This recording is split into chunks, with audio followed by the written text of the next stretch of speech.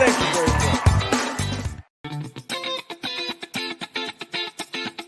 much. Representing the business of boxing, ladies and gentlemen, let's hear it for Manager Marty. Thank you. You're far too kind. Thank you very much. Ladies and gentlemen, members of the jury, members of the Roll the Tape film crew, welcome to another edition, another episode of Roll the Tape podcast with Manager Marty. I'm your host, Manager Marty. We have a good show that we're going to have this evening. Welcome to each and every last one of you. If you're joining us for the first time, I want to say welcome. We provide great content here. I provide the background of the business of boxing as a professional boxing manager and a professional boxing and MMA ring announcer and former amateur boxer. I've been in this business for some years now. I'm also a USA Boxing official, judge, and referee. And I use my experience and my knowledge to impart wisdom and education to all of the boxing fans all around the world. And I am also one who love entertainment and love entertaining the people. And so you're in the right place. Feel free to click on the like button and subscribe to this channel. You will not be disappointed. To all of my returning viewers, welcome again. Come on in, have a seat. Y'all know how we kick this thing off. Come on and have a seat. We're not going to do a town watch check-in this evening. We'll do that next time. We got to get right straight through the show today. We need answers. So come on right in, have a seat. You know, welcome to the family barbecue again. To the Roll the Tape film crew members, welcome again. Glad that you are here. You could have been anywhere else in the world, but you chose to be here with me this evening. We're going to have a jam-packed show tonight. I'm going to drop the link in the chat so that we can have a dialogue. Anyone who want to talk boxing regarding Devin Haney and Ryan Garcia, this fight that's happening tomorrow evening, I'm going to drop the link. Come on through. Open panel discussion. We're definitely going to have a dialogue, breakdown, analysis, prediction of the fight, and, of course, the reaction to the weigh-in that took place live in living color just a few hours ago in Brooklyn, New York. And I'm talking about the unofficial weigh-in that everybody saw on either the Zone or YouTube, which was predicated off of what happened in the official weigh-in this morning. As we all know that Ryan Garcia missed weight by 3 pounds of the contracted agreed upon weight of 140 pounds. He weighed in at 143 pounds. So we're going to deal with that. I have some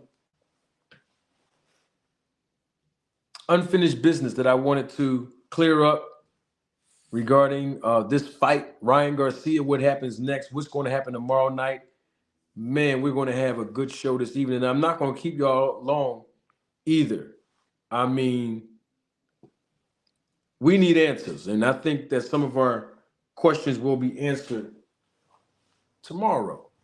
And I think somebody may have asked a question where the answers to that question was probably answered earlier today. So let me try to get this link pinned to the top of the chat. If y'all can give me one quick second. I'm going to try to get this thing pinned right in.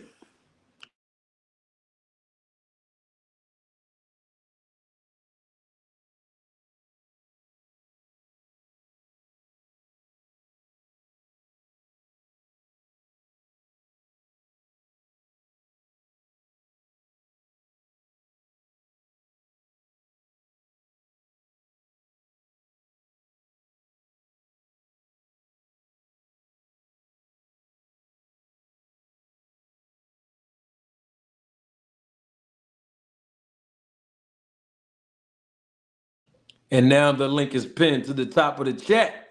So y'all know how we do. Yes, indeed. Yes, indeed. Yeah.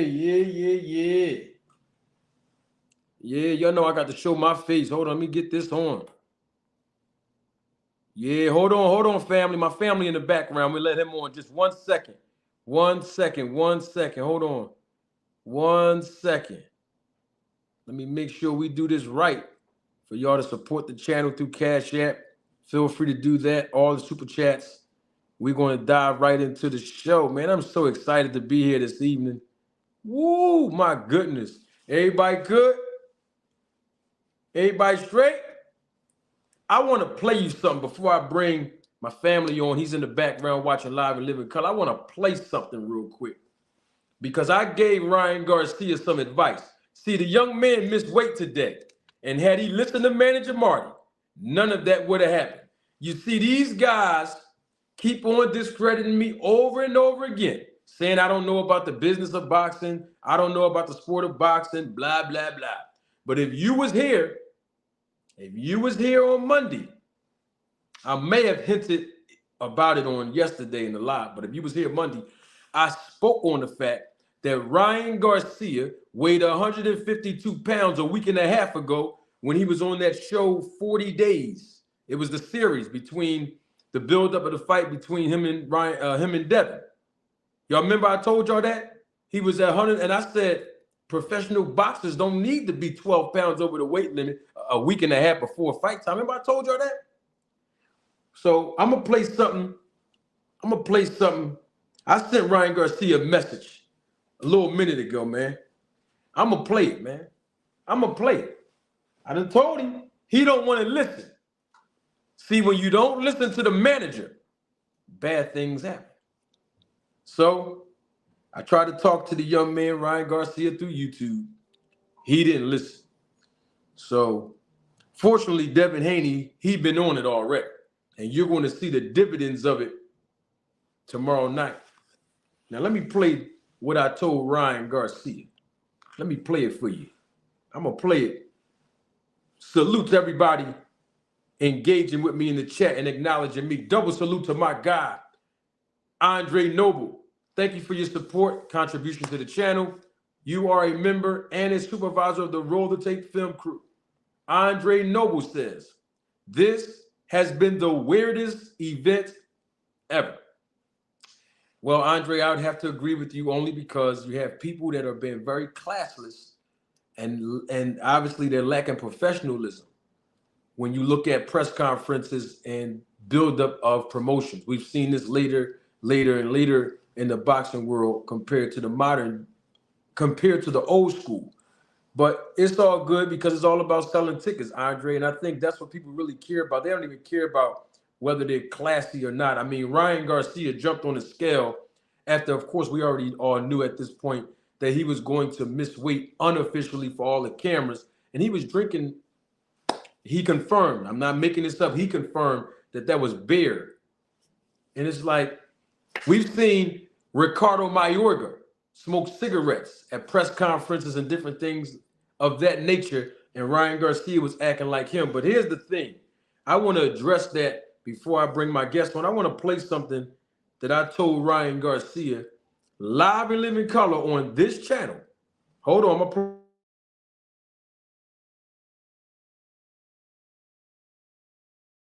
Now, let me tell y'all when I said this. This was 3 months ago, 2 days after Christmas. I want to make sure I can show everybody the date on this. Here we go right here. Y'all see the date on that? What did that say? Want to make sure y'all see that now. Hold on. December 27th, 2023. These are the words that I told Ryan Garcia after he won his last fight. Know what I told him? I'm going to tell you like this. Ryan Garcia, if you're listening, from Manager Marty to you, Mr. Garcia, you did a great job over the weekend. Yes. You did. But I want to tell you right now, had you been on a SNAC program, you could have ended this fight earlier and knocked that guy out cold. Go get with the SNAC program, Ryan Garcia, because now you got to stay at 140, brother, and you got to make weight. No more catch weights if you're going to stay at 140. Go on the SNAC program, and they're going to make sure that you make weight, and you will never have to go to a catch weight again. That's what I told Ryan Garcia on December the 27th, 2023. And Lord have mercy, the people that keep on saying, I don't know about boxing, I don't know this, I'm a manager at Walmart, all this stupid stuff, right? You better listen to Manager Marty when he talk. I know what I'm talking about. I'm going to play it again for the new audience because Ryan Garcia missed weight. And if he would have listened to me 4 months ago, it would have been SNAC versus SNAC because you know Devin Haney's on it. Now, before I play it again, I want to see if this guest can hear me. See if he's here. D-Town Boxing, you with me, brother? Let me see, can D-Town hear me? Yeah, I hear you. There you go. I'm going to play it again, D-Town. I tried to tell Ryan Garcia back in December, man. I tried to tell him. Hey, Deem, I tried to tell him, but Ryan Garcia didn't listen. He thought he can get away with having a fat cat to fight a guy who's on the SNAC program in Devin Haney. So I'm going to play it again. And I want everybody to hear what, band up, stay right there and don't move. Because I want you to hear this too. This is what I told Ryan Garcia to do. I'm going to show y'all the date again. I'm going to show you 2 Cents Boxing. I got to double salute her. She's a member of the channel, and she's also supervisor of the Roll the Tape film crew as the viewership is increasing exponentially. Hold on for 1 second. I want everybody to see this date. Look at your screen. Hold on, let me take this off the charger. I want y'all to see this. Look at your screen now. Go on and look at it. December the 27th. Y'all see that? December 27th, 2023. This is what I told Ryan Garcia. I'm going to play it again. This is what I told him, 2 Cents Boxing. I'm going to tell you like this. Ryan Garcia, if you're listening, from Manager Marty to you, Mr. Garcia, you did a great job over the weekend. You did. But I want to tell you right now, had you been on the SNAC program, you could have ended this fight earlier and knocked that guy out cold. Go get with the SNAC program, Ryan Garcia, because now you got to stay at 140, brother, and you got to make weight. No more catch weights if you're going to stay at 140. Go on the SNAC program, and they're going to make sure that you make weight, and you will never have to go to a catch weight again. I said those words on December the 27th, 2023. And I meant every word that I said. D-Town Boxing, before we get to talk about the biggest topic of our discussions, and the biggest topic that's been on this channel since July of 2023, I want to first get your analysis and your observation on the weigh-in. Ryan Garcia missed weight by 3 pounds. What's your take on it, D-Town? I mean, you know, people was wondering about his weight when Ryan Garcia and Devin Haney was face to face. When Devin Haney kind of like slap pushed him at the same time, and people was saying that Ryan Garcia looked at like he was a little heavy, and they asked Devin Haney, and a lot of people thought that Ryan Garcia was going to make weight. But now I know I seen another interview with Ryan Garcia say he don't care about making weight. So, I mean, you never know where to go with Ryan Garcia, especially when a guy is back and forth, whatever. But, I mean, he missed weight. Is either he need to go ahead and move up or he wasn't serious enough to do what he needed to do to make weight. You know, I ain't a millionaire. And if I was, I don't want to lose $1.5 million. So, I mean, he had to pay it up because he didn't dig deep. And he didn't make it happen. Yeah, and the thing about it is this. I mean, we got to keep it all the way 100. Now, I believe, now this is just me, I believe that Ryan Garcia was trying to make weight, but he did not care if he missed weight.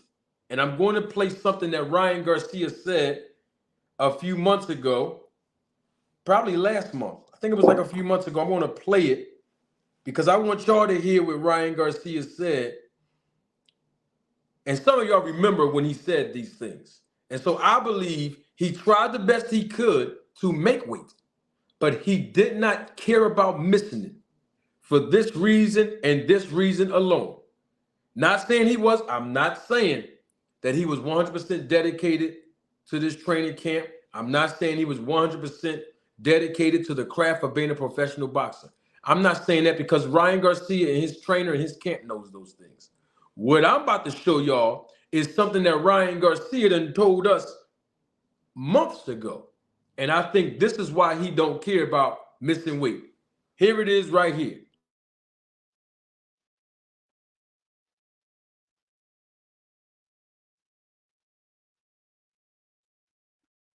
These are the words of Ryan Garcia last month, March 12th of 2024. And this was from FightHub.FightHype.com. I played this excerpt before in live time when this happened last month. Let's hear what Ryan Garcia himself had to say of why I believe, yes, he was trying his best to make weight, of course.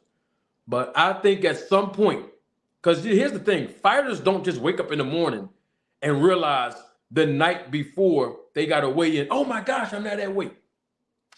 Believe me and hear me good. Fighters, boxing managers, promoters, and trainers, we track the weight as the time get closer.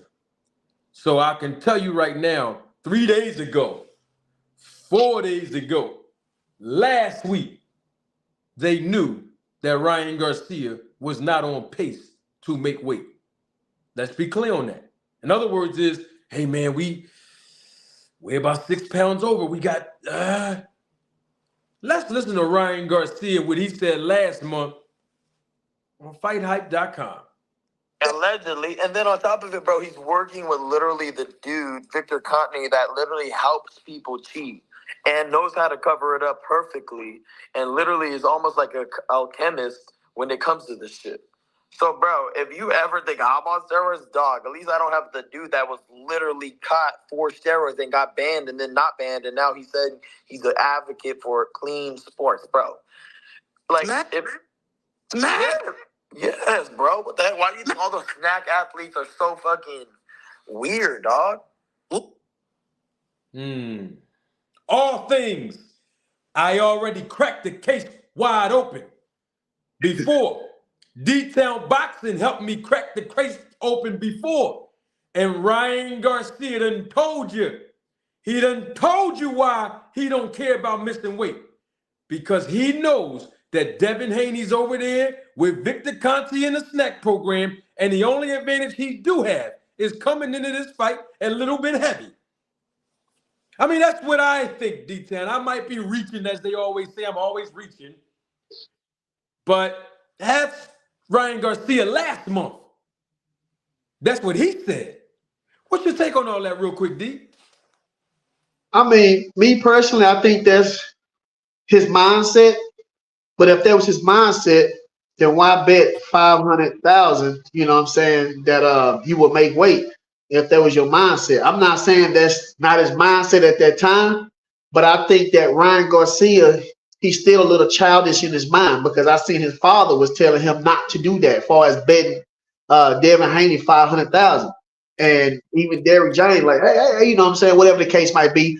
And Ryan Garcia, you know, for me, if I said that, I would be saying, let's bet 500,000. Now, I'm not saying that Ryan Garcia thought he could make weight. I think he thought he could. But those last 2 or 3 pounds, oh my gosh. I mean, like, it's like when you're at work and you wait for the last hour to go by so you go home. And that hour takes, I mean, I'm gonna look like it's 2 or 3 hours. So, you know, I'm not saying he didn't try, but what it is what it is. the thing about it is this.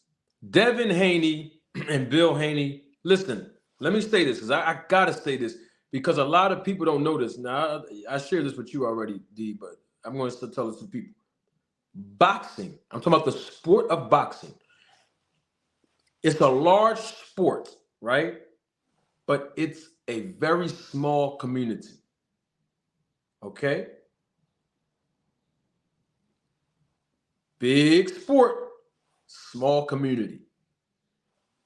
If I'm in Philadelphia, I can make one phone call down to Florida and find out what's going on in that gym. I can make one phone call and find out what's going on in a boxing gym in Texas. What I'm basically saying is word travel faster than a speeding bullet in a New York minute. I'm talking about the community of boxing. Very small community. A lot of people represent boxing. Fighters, cut men, cut women, trainers, promoters, managers, you name it. Devin Haney and Bill Haney already knew. They already knew. I'm talking about my experiences in this business for years and in the sport over half my life. They already knew that Ryan Garcia was having trouble with weight or they wouldn't have made the bet in the first place. And if you know Ryan Garcia or if you know Devin Haney and them, go ask them. If you know them, because y'all don't believe me when I say stuff. If y'all know them, I dare you to ask Bill and Devin, did y'all already get an inkling that he really wasn't going to make weight or he was struggling to make weight already? Yeah, because you know this person in the gym. They know this mutual person in the gym. That don't mean people don't talk. People talk all the time in boxing. This is what it do. This is just what it is. They already knew that already. But that's beside the point. The point of the matter is Ryan Garcia missed weight today, and he confirmed that he paid $1.5 million, $500,000 per weight that he missed. And the reason why he can make a payment like that is the mere fact that his hunger and desire and dedication is not in the sport. Because he's already a millionaire. Him trying to capture a world title, that's not on Ryan Garcia's agenda. He don't care about making weight and being he's a boxer. He's a fighter. And I know that time and time again, people have come on this channel and they've said, Manager Marty, Ryan Garcia ain't no real fighter. I've even heard Tim Bradley say that weeks ago. Ryan Garcia ain't no boxer. He ain't no fighter. He's just a social media. No, he's not. Ryan Garcia is a boxer and he's a fighter. He built a following after he got in boxing. I can see if he was one of the brothers, what's them guys? YouTube, Jake Paul, Logan Paul, the Paul brothers. They're not originally boxers. They're YouTube social media sensations that became boxers. Ryan Garcia was a boxer first, and he became a social media star, a social media sensation. And so when people start diminishing him in his talent level, and they say, well, he ain't no real boxer, and he ain't no real fighter, I got a question for you. If he ain't no real fighter, this is for those of you who believe that Ryan Garcia is not a fighter and he's not a real boxer. And if you believe that Ryan Garcia is just a C-level opponent, because that's what Devin Haney said, D-Town Boxing. That's what he said. If you believe that Ryan Garcia is not a fighter, he's not a boxer, he's just a social media sensation, he's just a social media darling, and if you believe that Ryan Garcia is a C fighter, like Devin Haney says, I got a question for you. Here go my question, and look at your screen and look at it real good. Then what did Devin Haney go over to Victor Conte for in this fight? He should have left Victor Conte alone and not do SNAC program for this fight. Yeah. You don't need SNAC for a C fighter. That's all I'm saying, D-Town Boxing. If Ryan Garcia is a C-level fighter, he ain't no boxer, he ain't no fighter, he's a social media darling, then what did Devin Haney go? I got to press this button on my, what did he go over there for in this training camp? Did you see his body at the weigh-in detail? He looked like Lex Luger again. What did he need SNAC for? He could have left Victor alone and said, look, Vic, I don't need your program for this fight. This is an easy one. I don't need nothing. I'm good without you because I'm fighting a C-level fighter who I'm talent levels above. So what do you need Victor Conti for in the SNAC program? I'm just asking a question, Cash Crypto. I don't want no problems, Big Dog Willie. Veronica, I'm just asking the question. Lifeline Music, it's just a question. If Ryan Garcia is C-level, like Devin Haney said, and if Bill Haney's a gangster, like he be saying he is, then what you need the SNAC program for to fight little old Ryan Garcia? That's all I'm asking. That's hey, it's just a question. I'm just a troublemaker, but I'm just asking the question. D-Town, what's your take on that, bro? I mean, the guy is working with Victor Conti for a C-level fighter, bro. I mean, just like we always said, you know, they say one thing with their mouth, but the actions showing something totally different. You know, these fighters knew who Victor Conti was before they even dealt with that man. They looked at this man rap sheet. They looked at the history of this man. I mean, according to them, they said, I know about your past. What past was you talking about? It wasn't being a good Samaritan. So what past did you? Because there are many other people you can deal with instead of dealing with Victor Conti. And you mean to tell me that you're going to allow people to discredit you and say bad things about you because of your dealings with this guy, but you're going to overlook that to deal with him? It has to be something that this man doing for you to make you overlook what people are saying. Because I can tell you one thing. These guys got feelings like everybody else. And when people say things about them in social media, they quick to get on there and start tweeting because they got feelings. But you'll put your feelings to a side for Victor Conti to deal with him. So what is he giving you to make you put your feelings to a side? You know, because according to Victor Conti, he said, give me the top 10 and I could make them number 1. So evidently, he got that booster. You know, these fighters are undefeated. These fighters are already doing good. Majority of them. So why go and deal with a guy who has that kind of history when you are already doing good? See, it's hard for people to say this. What they'll say is, well, they just trying to do things to enhance themselves, trying to get better. Well, if you fight nobody, then why do you need this man to help you to fight nobody? I mean, this man, Victor Conti, gave these dudes some kind of, you know, gave them some kind of, what's the word, gave them something to make them feel that they can do anything. They're invincible now. They gave them encouragement. They gave them that credible hope. Because I have seen these guys do things that they didn't do before they started dealing with Victor Conti. Like some fighters, they say, I ain't going up in weight. And then when they deal with Victor Conti, now they ready to go all the way up there and fight Deontay Wilder now. I mean, it's all kind of stuff. So me personally, them dudes are using Victor Contis because they don't believe in themselves. And that's why. That's why. And I don't even know if Bill Haney dealing with Victor Conti because he got a mouth on him. I don't know. Yeah, I mean, hey, let's hear Ryan Garcia again. We have a new audience here, live and living color. You just might be joining us right now. I had a great question that I asked. We need answers. Let's hear what Ryan Garcia said last month, March 12th, 2024 on Fight Hype. This is what he said.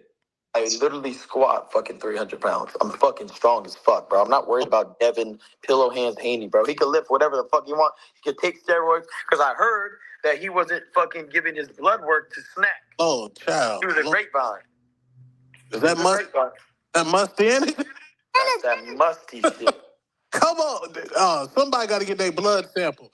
Bro, I send my shit all the time, dog. Damn. That's some wild alligator. I don't know. That might need to slither that up on the gram or something, man. Hey, allegedly. And then on top of it, bro, he's working with literally the dude, Victor Contney, that literally helps people cheat and knows how to cover it up perfectly and literally is almost like an alchemist when it comes to this shit. So, bro, if you ever think I'm on steroids, dog, at least I don't have the dude that was literally caught for steroids and got banned and then not banned. And now he said he's an advocate for clean sports, bro. Like, That's Ryan Garcia said that. That was last month. That was last month.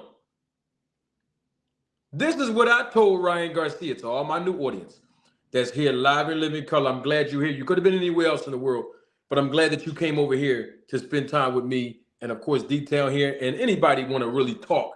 Because I see people are getting what they call Twitter fingers in the chat. You know the link is the link, Detail? Is the link pinned to the top of the chat, brother? Because I can't see it on. Yes, yeah, at the top it is. So the link is pinned to the top of the chat.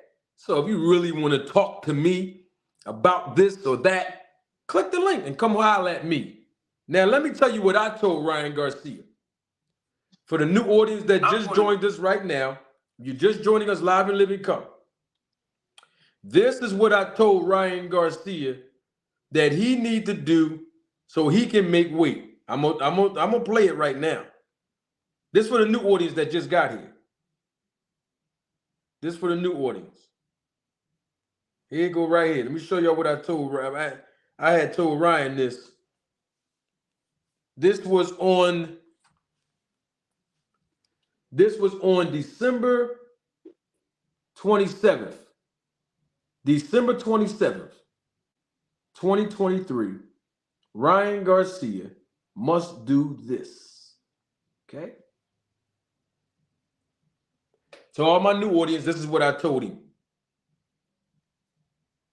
I'm going to tell you like this. Ryan Garcia, if you're listening, from Manager Marty to you, Mr. Garcia, you did a great job over the weekend.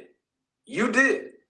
But I want to tell you right now, had you been on the SNAC program, you could have ended this fight earlier and knocked that guy out cold. Go get with the SNAC program, Ryan Garcia, because now you got to stay at 140, brother, and you got to make weight. No more catch weights if you're going to stay at 140. Go on the SNAC program, and they're going to make sure that you make weight, and you will never have to go to a catch weight again. That's what I told Ryan Garcia. So that you won't have to miss no more weight, Ryan Garcia. And he didn't listen, and he missed weight. In fact, I knew he ain't want to go over there. And the thing is, I said that in December. In March, 3 months after I said that, you heard what Ryan Garcia said about Victor Contney. So I have a question, and I would love for people to click the link and talk to me in detail.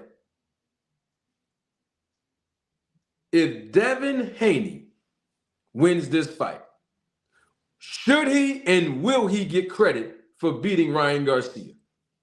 A guy he said was a C-level fighter, a guy he said that he's levels above in talent, a guy who missed weight by 3 pounds and basically had to do a fat camp at this point, a guy who seemed like he was unfocused this entire buildup of this fight.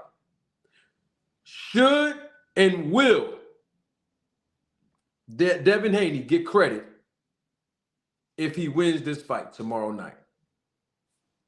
That's the question on the floor today. Come on, click the link, answer the question, There's a guy named King in here. Is he still here? Y'all know who he is, don't y'all?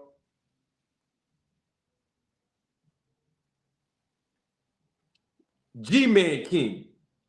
He's been on this panel before, D-Town. He's the guy that claimed that his friend Rick Glaser was going to come up here and smoke me. I just saw him in the chat. And he actually, did you see what he said, D-Town? No, I didn't see it. Yeah, this is him right here talking to you, D.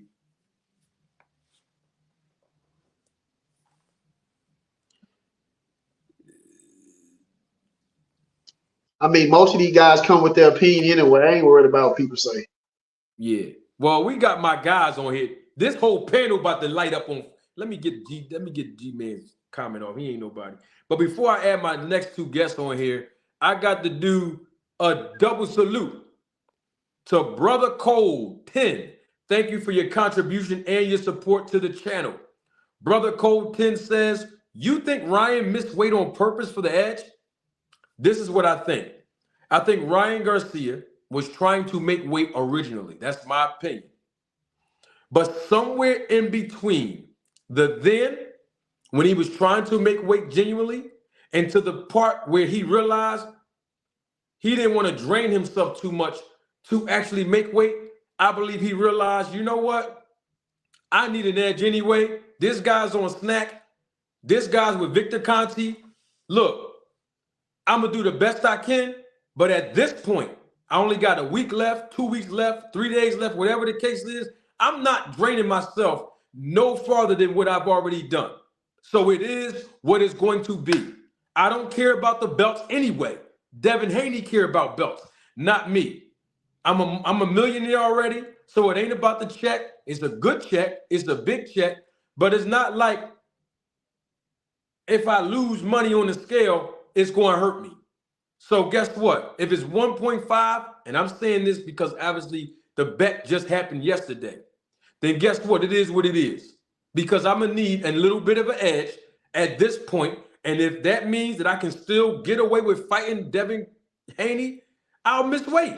Because I'm already, look, at some point he realized, all right, look, I'm at 146. Man, this is, I'm gonna try to go another couple of days. All right, look, man, I'm at 143. That's it. We 2-3 days out from the fight. That's it. I'm not going another day starving myself. I'm not going another day just drinking water. That's it. This is the best I can do, and that's just it. And I think that is at that point, I believe Ryan Garcia realized that it wasn't worth him really draining himself to go all the way down to 140. And people might say 3 pounds ain't nothing. You crazy if you think that. You don't know boxing, and that's why I'm glad you're here, so I can teach you. 3 pounds is a lot. It's a lot. Believe me when I tell you, 2 pounds is a lot. All right? So when a fighter gets to a place that they've had enough and it's not even worth it, as if the fight is not going to be canceled, whatever the purse is going to be for him to have to, forfeit a little portion of that, he was okay with that. And I think that at that point he realized it wasn't worth it. I mean, I have so many people in the background. I got heavy hitters back here. I got a lot of people that want to come in, and I'm going to let them come in. I'm going to let them come in. We got some heavy hitters back here. Hold on for a minute. I got to see how I'm going to put this thing together. I got to see how I'm going to put this thing together. Hold on. Man, listen now. Please, you are encouraged. Hit the like button. You got the super chats here. Donate to the channel. I'm not making no excuses about YouTube shadow banning the channel. We make no excuses over here. This is boxing. But I got a lit panel that's about to light this channel up. I'm telling you, it's gonna light up. The people I see backstage, they're gonna light this thing up. They're gonna air fry. I'm gonna let them. We're gonna have a good show. But don't be discouraged to support this channel. Listen now, this is a family barbecue. And you know how it is with family. You got some family members that come to the barbecue and speak to you all year long. But as soon as they heard it was good food and fellowship, they come over, get a plate, eat, act like they fellowshipping, then take 2 plates and then leave. We don't do freeloading over here is all I'm saying. Come on and listen now. Come on and donate and be a blessing to the channel. That's all I'm saying. Let me see how we're going to do this. Let's do this right here.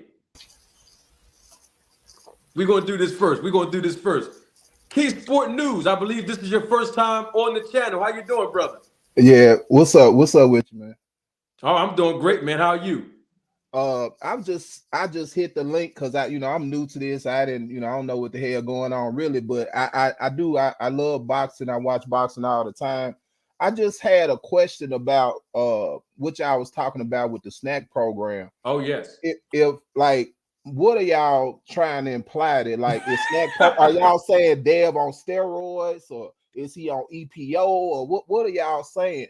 Are y'all because you have to realize that sports evolve and the training methods evolve, right?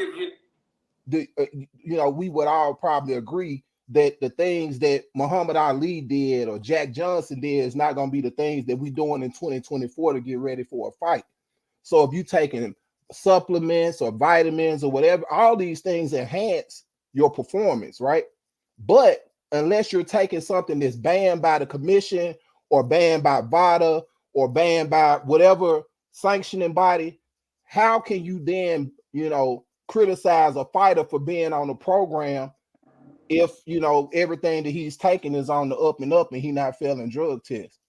That's a really good question. I want to unpack everything you said, and I appreciate you providing your perspective and the things that you said. Give me 1 second. Double salute to my guy, Lifeline Music. Thank you for your support and contribution to the channel. And thank you for your super sticker. I'm talking about the viewership is increasing exponentially, and I'm excited about it. We got some good guys that are in the background on the panel, panelists that's in the background. Don't go nowhere. Stay right there. I want to make sure I answer this brother's question for the audience as well, and then I'm going to let you guys come on. So let's unpack some of the things that you actually said, Key Sporting News. You spoke on the SNAC program. You asked me, what am I implying?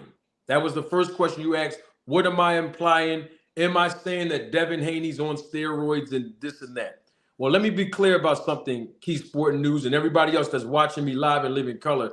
I don't imply and I don't insinuate. I am very direct with the things that I do on this channel. I've been saying time and time again, and I'm going to bring this picture up so you can understand my point. The SNAC system, Victor Conti Sports Nutrition Company. SNAC offers products that improve your level of fitness, help lose fat, build muscle, and enhance performance. You see, and the thing is that we all can agree on is that the fighters that are on SNAC, their performance is enhanced. Now, at the same time, when we look at the fighters, publicly speaking, we would not be right if we said this person is on steroids, that person is on steroids, if we don't have proof. So publicly, we wouldn't be right for saying that. You would agree, right, Key Sport News? Yeah, my standpoint is Victor Conti is not just known for Balco. He's a chemist. So when you're looking at the biochemistry and and the blood work and all these things, there are things that you can do naturally to enhance your performance. There are legal things that you can do, whether it be supplementation with vitamin B or whatever the case may be. There are things that you can do legally that Victor Conti is an expert on that. Now he took the shit to the next level with Barry Bonds and all that type of shit with the clear and cream and all that. So he's a chemist. He know how to do the shit legally and he know how to do it illegally. I have a question for you. If you saying that it's if all these fighters are enhanced, literally every top fighter they have nutritionists, they get their blood work done. But you didn't ask me about but Key, you didn't ask me about the other fighters, and you asked me directly about SNAC, so I want to stay on SNAC. Yeah, I'm talking about SNAC. Right. Yeah, I'm talking about SNAC. But you said I'm saying. It's not about what I'm saying. It's about what you're seeing. It's not about what I'm saying. It's about what D-Town Boxing is seeing. It's not about what I'm saying. It's about what everybody in boxing is seeing. My words mean nothing if you are not seeing the results. Now, I want to say this to you because I have a question for you. And if you can condense it quickly as you can, because I want to unpack some other things you said. You said that Victor Conte is doing A, B, C the right way, the wrong. How do you know that Victor Conte's doing something the right way? How do you know? Well, it's documented. You know, Victor Conte got convicted for doing stuff the illegal way, and now he's doing stuff the legal way. Give me an example of something he's doing the legal way. Just give me an example of one thing. You can just go on the SNAC website. You can buy SNAC. I can buy SNAC. I can buy their pre-workouts, they protein. We can buy the supplements. So what you're saying is that somehow it's giving these fighters an unfair advantage. And if that were the case, and if the eye test could just clearly show us this, why wouldn't everybody in boxing use SNAC? It's not it's not cost prohibitive. It's not like Dev or Terrence Crawford or some of these other fighters have access to some type of magic password to get SNAC that other fighters don't have. So they can buy if Bud's performance against Errol was due strictly to SNAC and not to him working his ass off because he fighting the best fighter of his career, we can't make that type of speculation. Why wouldn't Bud train way harder for Errol than he would for Sean Porter or what's the nigga Albanesian or whatever? All right, so let me ask you a question. Let me ask you a question for that. You said that the athletes, the fighters, can buy the product online. They can enroll in a program. I'm not talking about just the supplements are just one part of the program. No, I just want to talk about the online. Yeah, I heard you say online. Did you say that the fighters can purchase the product of SNAC online? I said civilians, regular people can buy SNAC program. But the athletes can buy it online too, right? They can if they want to. Okay, so I got a question for you. Real quick. If they can buy it online, I want you to stay right there because I got a question for you. Okay. Because they can buy it online. That's what they can do. And I have to agree with you. They can buy it online. I mean, I think anybody can buy it online. We have people that are that support this channel and even come on the panel. And I got one of the guys in the background. I can't wait till he get on. But he actually got a free shipment by Victor Conte himself of the actual product. Of the SNAC products that anybody can buy, anybody can buy online. So I want to play something for you, and I want your analysis on just a very quick analysis on, because you said that the fighters, the athletes, they can buy it online. I mean, anybody, we all can, just go buy it, online. And so I would definitely have to agree with you. So I want to play something for you. And I want you to hear and get your take on.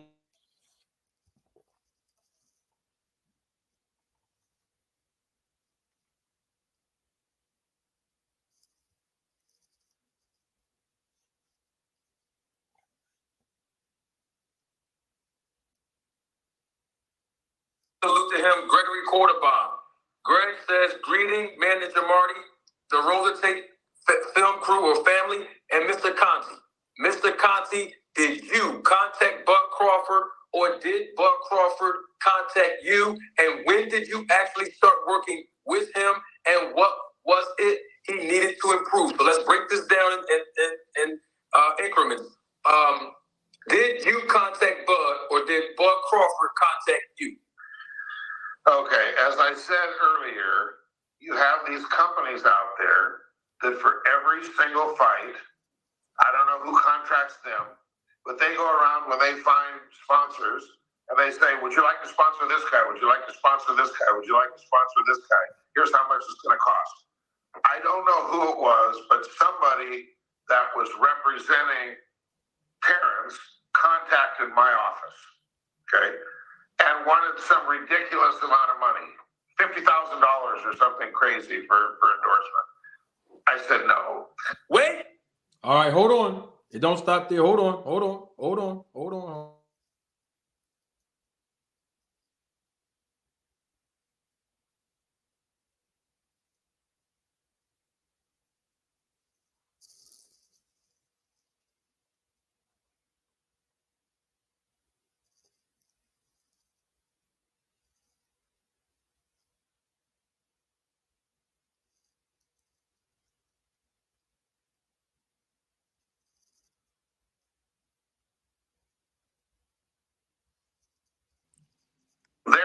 later, at some point, Terrence called, and I talked with Terrence. What did he say, Vic? Aside from this guy. What did he say? And then Terrence, on his own, he basically said, "This is Terrence, and you don't have to sell me on anything. I already know what you do. I've been following you, and I'd like to work with you, you know, blah, blah, blah." What the? I have a question for you.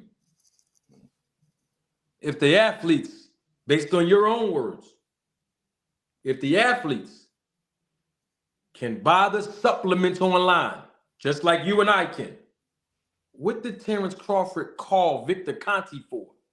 He can just buy it online. He didn't need to pick up the phone and call him and tell him he wanted to be with his program. So just a little quick question for you. Well, he probably wants Victor Conte to take his blood work to actually give him specialized supplements that's gonna work with his specific physiology. If You I'm said taking Terrence Crawford blood work? yeah, that's what I'm saying. If I'm taking over-the-counter supplements, they work. But if I take stuff that's specifically engineered and specifically made and catered specifically to my body, that's a whole nother thing. So you said that. So I just want to make sure I'm clear. So you said that you believe that Terrence Crawford called Victor Conte so that Victor Conte can give him his blood work. That Terrence Crawford can give. I'm not Bud, so I don't know. I know, but I just heard you say that so Terrence Crawford can give Victor Conte his blood, right? I'm saying so that he can develop a specialized program. I know. That's why I thought you said that Terrence Crawford called Victor so that he can give Victor Conte his blood. Based on what you just played for me, it sounds like Bud wanted to initially do like some type of sponsorship deal. And wait. You can't say that. We heard Victor Conte say no sponsorship deal. So yeah, that's what I'm saying. Initially. No. Bud didn't call him initially. I want to stay right on what you said about the blood. Did I mishear? Did he say Bud, somebody from Terrence Crawford's team, right? Right. They were asking for endorsement. Victor said no. Crawford called. He didn't call and say, "I'm going to call you now and I want the endorsement and we can talk numbers about the money." He said, "I want in on SNAC. I know what you do. I know your history and I want in." Now, with that being said, hold on. Go ahead. Bro, I got you. So let's be clear. You said you believe that Terrence Crawford called Victor Conte so that he can give Victor Conte his blood to give him a specialized program. Hold up. You seasoned on that one line of me saying the blood. Let me clarify. No, hold on. He's calling Victor Conte so Victor Conte can give him specialized program. I got you, bro. Okay. But he needed to see his blood to be able to give him this specialized program, correct? It's like that with all. It's just yes or no. We don't have to go around the board. If you go to ageless male, or bro, I don't know how old you are. I'm an old nigga. So as you get older, can't use the N-word. We can't use the N-word. I'm an old guy, right? Right. So if as you get older, your testosterone levels change, all types of shit. All types of stuff change. So as you get older, you like if you go get a hormone replacement or whatever, which if you were a boxer, this would be illegal. But Key, you didn't answer my question, Key. I just asked you a simple question, bro. I answered. I told you that Victor Conte, in order for my question was, are you saying develop something specialized to you? Oh, all right. So, but he has to see your blood first to be able to evaluate your blood and give you a special recommendation. That's what you're saying, right? Yeah, that among other things, right? All right, so stop right there. Guys in the chat have had that type of stuff done before, but they do. I got you. Hold on. I got you. Okay. So Victor Conte got Terrence Crawford's blood and gave him a specialized program after evaluating his blood. We got that. Now I want to ask you a yes or no question. You said that he's a chemist. He's all of this thing, Victor Conte. Is Victor Conti medically qualified to interpret anyone's blood and give them any medical special recommendation? It's just yes or no. It's a program. It's a just yes or company. no, It's bro. not I one don't want to dude. argue with It's you, not bro. one dude. It's not one man working at SNAC. You think Victor Conti is doing I'm just all the work? asking you yes or no. It's not a yes or no question. You saying is Victor Conti qualified to do it? Is he medically? We're not talking about Victor Conti. We're talking about SNAC program. Bruh, is Victor Conti? You brought up blood and specialization, not me. So I'm asking you. Is Victor Conti? Hold on. I think Victor Conti is qualified to do it. That's what credentials does he have to be able to interpret someone's blood and give them a special medical recommendation? According to y'all and what y'all been implying. No. I'm talking about forget he me. He could turn Clark Kent into Superman. Well, it's not. It's what credentials do he have? I'm asking you. Man, what credentials do he have? You said the eye test. That's all the credentials I need before and after, according to you. No. You saying it's working? You saying when people go to him, what credentials? They turn into Superman. So if I'm a fighter, what credentials do I need? The proof is in the pudding. I don't need a. I got several degrees. I got 3 of them motherfuckers. But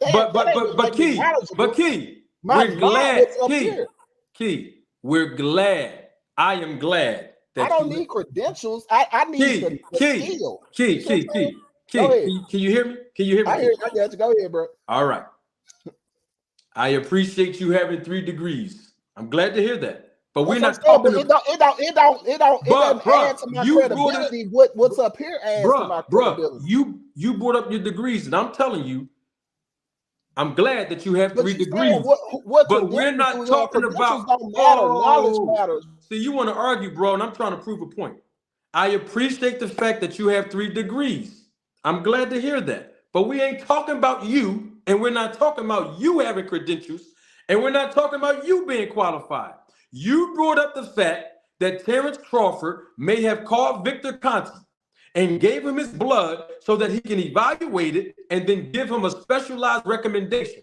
I asked you, what credentials does Victor Conti have medically to be able to provide that type of resource to evaluate someone's blood and give them a medical recommendation? And you haven't answered the question yet. So I'm just asking you, what qualifications do we have?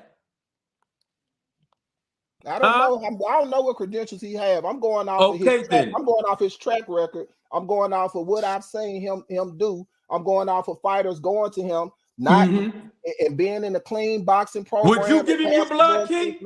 Would you give him your blood? I ain't giving nobody my blood. Why not? Why you ain't gonna give him your blood, bro? Why you wouldn't give that man your blood? Talk to us. Man, I ain't giving nobody my damn blood. Why not? I might have to fuck somebody up. I don't want my DNA to be out there.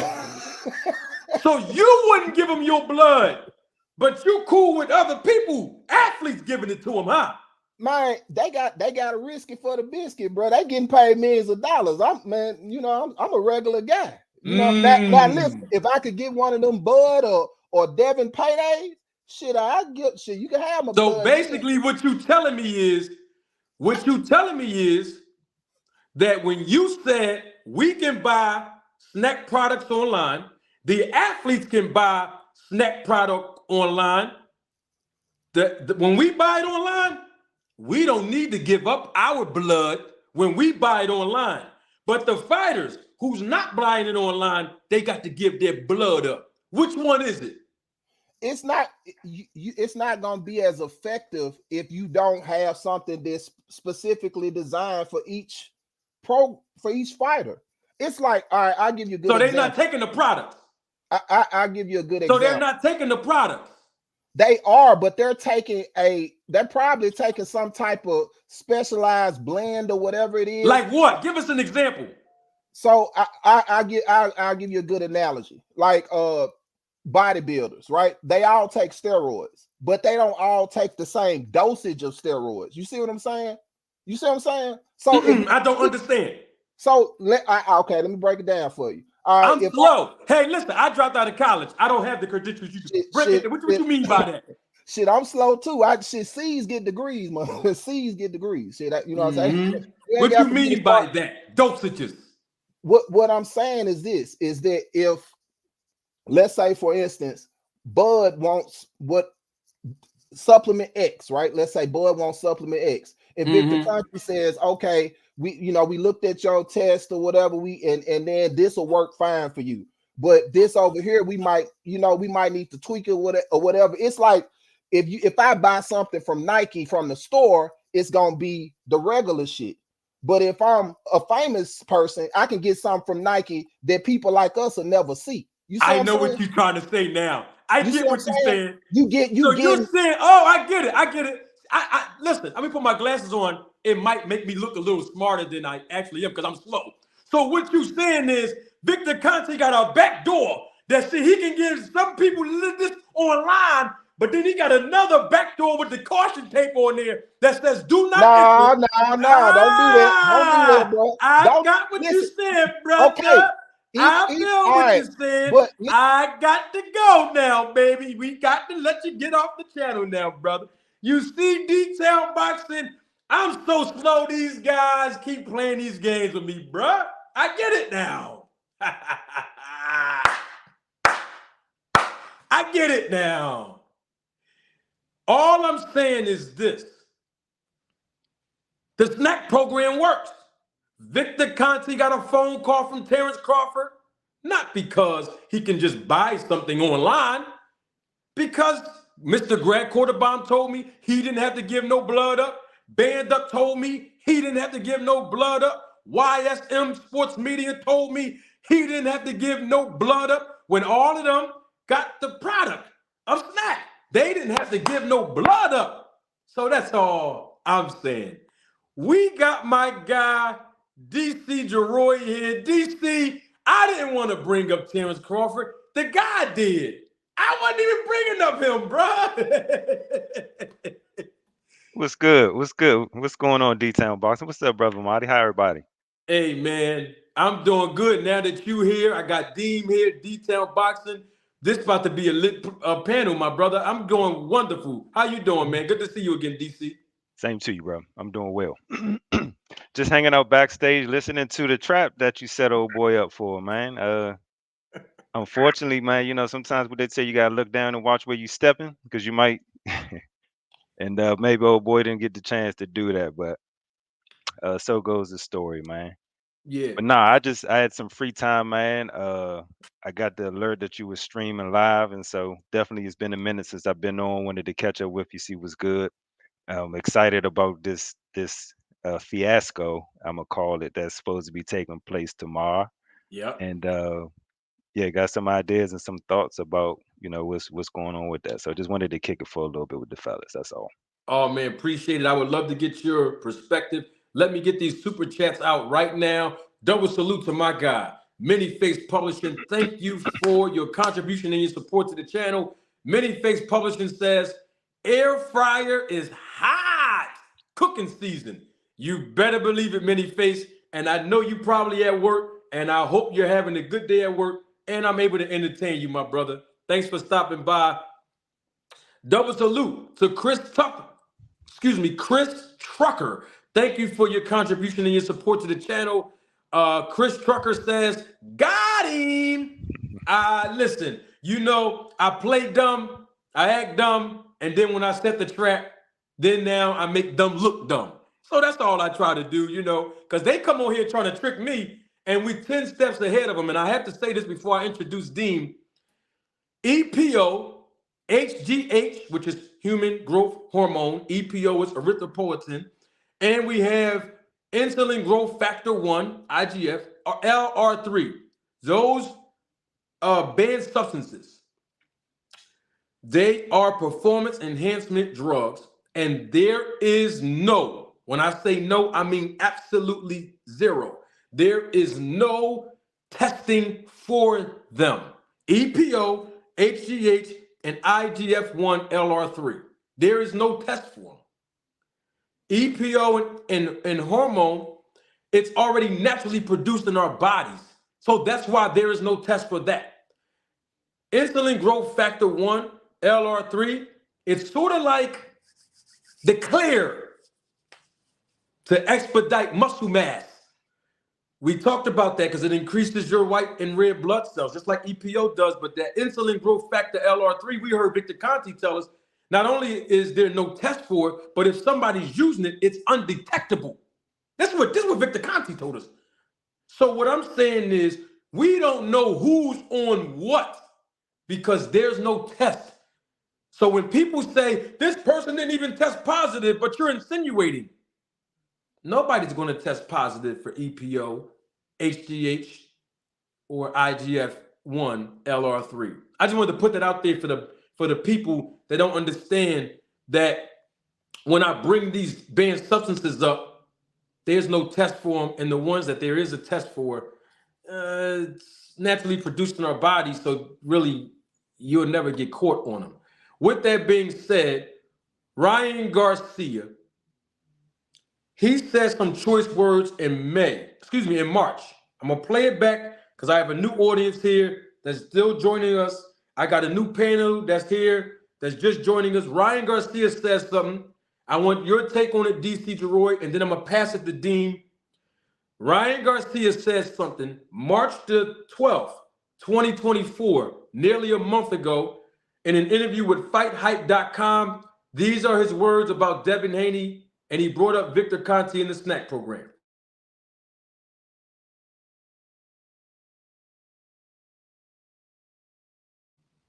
Don't take my word for it. Roll the tape. Come on. Somebody got to get their blood sample. Bro, I say my shit all the time, dog. Damn. That's some wild alligator. I don't know. That might need to slither that up on the gram or something, man. Hey, allegedly. And then on top of it, bro, he's working with literally the dude, Victor Conti, that literally helps people cheat and knows how to cover it up perfectly and literally is almost like an alchemist when it comes to this shit. So, bro, if you ever think I'm on steroids, dog, at least I don't have the dude that was literally caught for steroids and got banned and then not banned. And now he said he's an advocate for clean sports, bro. Like, SNAC? Yes, bro. What the? That's the words of Ryan Garcia, DC Jeroy, and Dean. See, when I start talking like this, I'm the bad guy. So last month, Ryan Garcia spoke on it regarding Devin Haney. DC Jeroy, your take on that, and then we'll get Dean. I mean, all it does is back up what's been said here on your podcast and other cats as well, right? I mean, it's the obvious. So I don't even know if it's a lot that needs to be said. The only thing that I think can be, I guess, echoed is, these fighters taking a page out of Floyd's book, and I know that Devin is the A side, but taking a page out of Floyd's book, and these fighters need to start demanding and pushing our envelope harder to make sure that there's the testing and the necessary diligence, if you would, to keep themselves protected, right? Because they're, like we said on your show before, Marty, if we want to give the benefit of the doubt, we can say that, who knows, maybe Victor and his concoctions aren't doing anything illegal. But what we can't throw or omit is the fact that he knows how to do everything illegally, right? And so those are two contrasting points, and it's always going to raise question and doubt. And so whenever there's doubt, you want to rule it out, right? So until Devin and Bud and Boo Boo and every daggone body else, Mario Barrios and everybody else decide to do something different, whoever is fighting them or their opponents need to press the envelope, man. I'd be screaming to high hell, man, like, look, I don't got no problems fighting you, but we gonna be doing some type of different testing, bro, because you working with the dude. You know what I mean? And so we all know it. Let's not pretend like it's a pink elephant in the room, and let's address that if you want to fight. But I think he hit a dead spot on, right? It's gonna it raises eyebrows, and it's gonna continue to raise eyebrows. All right, Deem. I mean, you heard what DC Jeroy said. You heard what Ryan Garcia said. He mentioned the SNAC program. He mentioned Devin Haney being involved and associated with a known cheater and steroid dealer in his past, and all other stuff that's going on with SNAC. Dean, what's your take on the fact that Ryan Garcia missed weight and that he actually mentioned the SNAC program a month ago with regards to Devin Haney? Hey, can y'all hear me? I'm somewhere where my service ain't the best, so I might be going in and out, but can y'all hear me? Yes, sir. Hey, D-Town, do me a favor, big dog. Come off mute real quick, because I got to say something to D-Town. D-Town, you hear me? Hey, D-Town, I'm going to let you know this, bro. You know I watch your content, right? It looked like Bill was on that SNAC when he was trying to attack Bernard.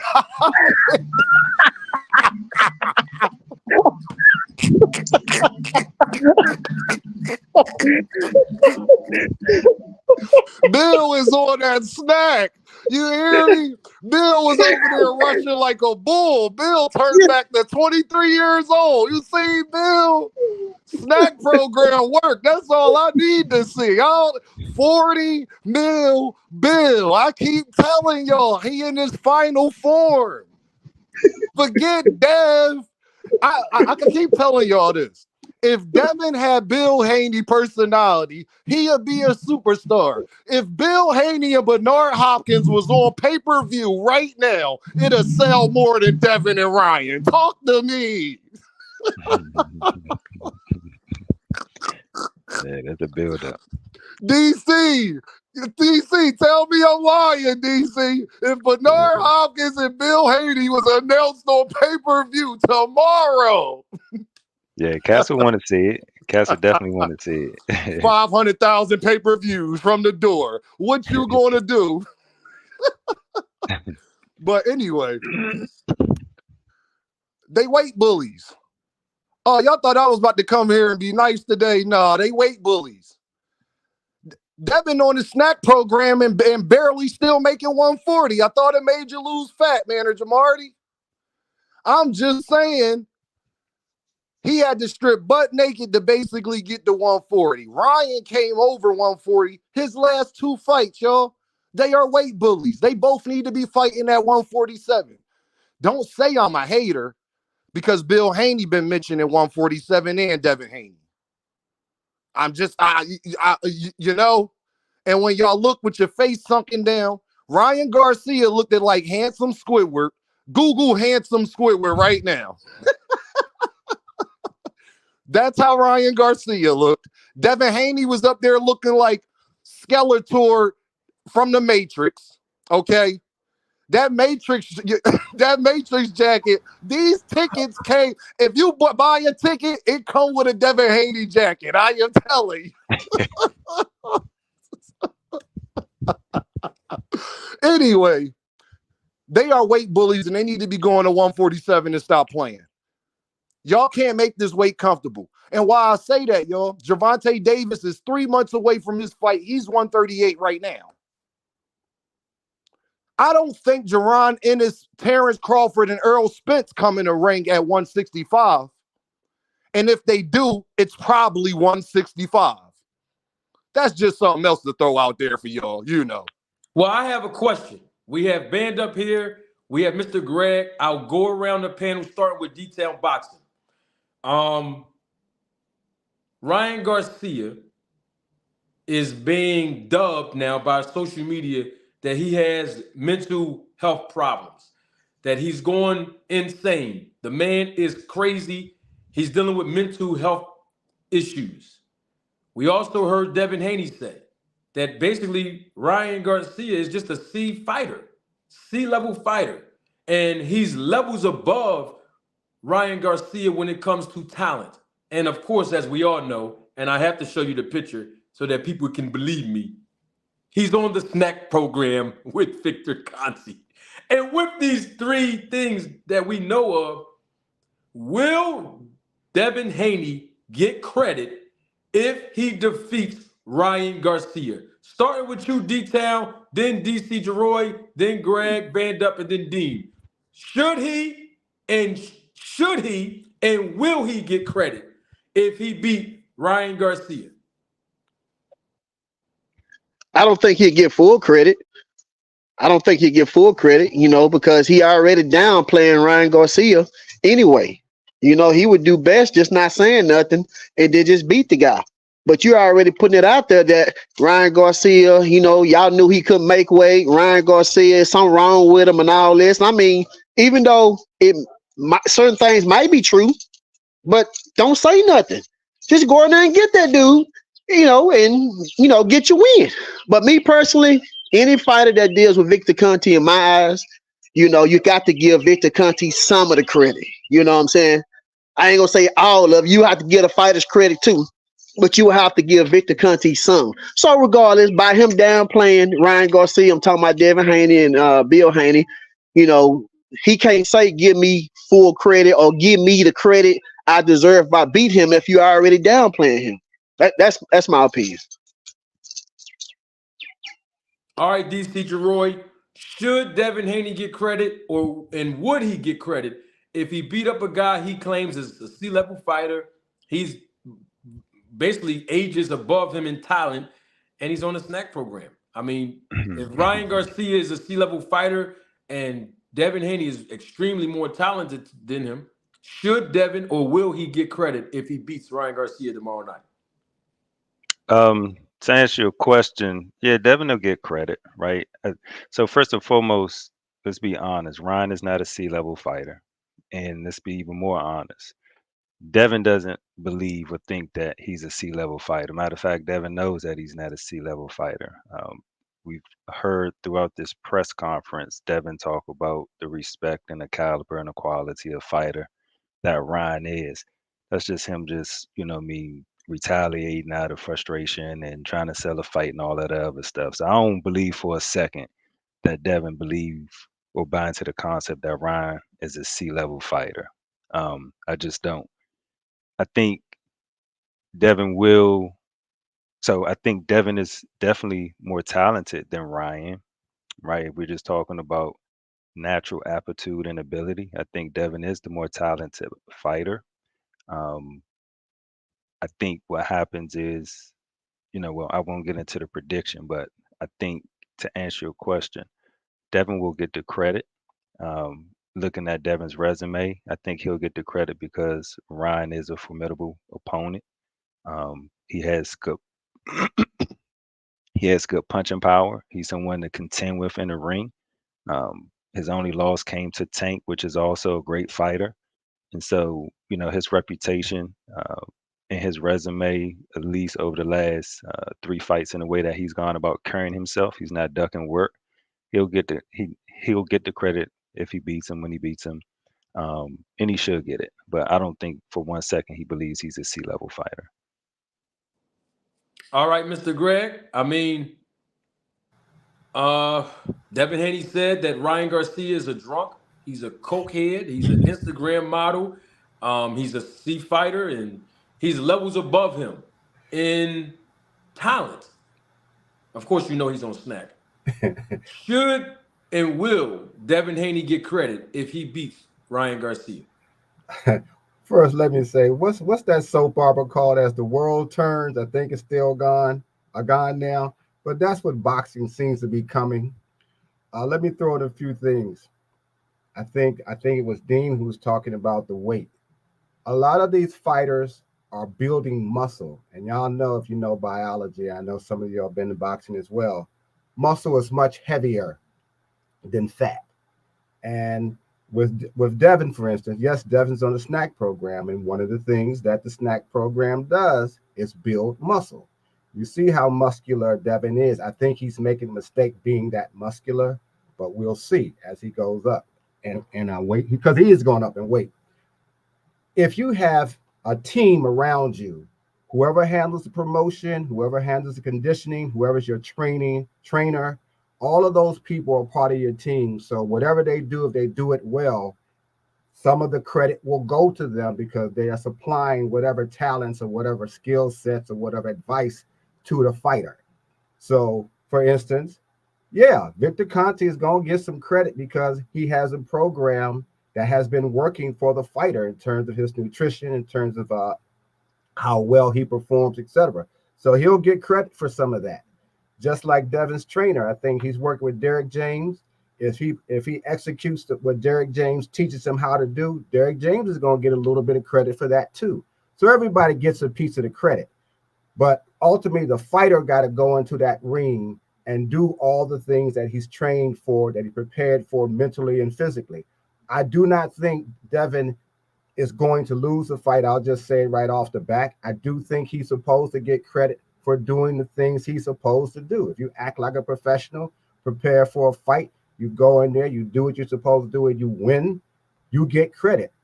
Ryan, I do think, has some issues psychologically, but I think it has to do with him becoming a social media darling first or second, I suppose, because he started off as a fighter, but he rose on social media. And social media has driven a whole bunch of people crazy because of the likes, because of the fame. He got a lot of endorsements because of that. Now, because he's a good-looking kid, he's now being called, you're just a pretty boy, you're a model. So that's taken a toll on him, to be quite honest. And then he lost a very big fight, and it looked like he gave up to me, also without trying. But the signs was there in the last fight that he had prior to fighting Tank. When he got knocked down, he got hurt, he almost got knocked out, and then suddenly he had mental issues, so he couldn't do his next fight. So I think all of that attention that he's getting also has magnified the criticisms that he gets, and it's taking its toll on him. He came in three pounds overweight. That's unprofessional, regardless of how well he's training. He's not being professional, and I think he's showing from how he's coming into the ring and how he's looking, even how he's talking to some degree. There is some doubt, but I don't think it's about whether he'll beat Devin. I think it's about who he is as a fighter. I think he's questioning himself whether he's the fighter that he's trying to be. He got to fight Devin. Devin, you hear how he's talking. I mean, I think as Dean said, if Devin was Bill Haney, that fight would be greater pay-per-views, I guess, coming along. But yes, Devin should get credit for doing what he's supposed to do, regardless of who is on his team. If he's cheating, or anybody who's cheating, no, you don't get no credit because you cheated. So I don't care who on your team did something that wasn't right, you still cheated. But we're going to always question the SNAC program regardless. That's never going away. I got a point of view about it. Somebody else has a point of view about it. The guy you had on when I first came on, he didn't know how to handle those questions, and he walked right into the trap. And y'all got him. And I got to say hi to my man, DC. I'm still trying to catch you down here, man. And I see Band Up. How you doing, Dean? And where's my nephew? He's muted, D-Town. But it's good to see all of y'all, man. But yes, that's my take on whether Devin's supposed to get credit. He is supposed to get credit. You get in that ring with anybody. Now, if you just that they throw you a walkover, that's different. But at this level, if you get in the ring, whatever the outcome of the fight, if you win, you're supposed to get your credit as a boxer. Somebody's gonna still question because of the SNAC. Can't do anything about it.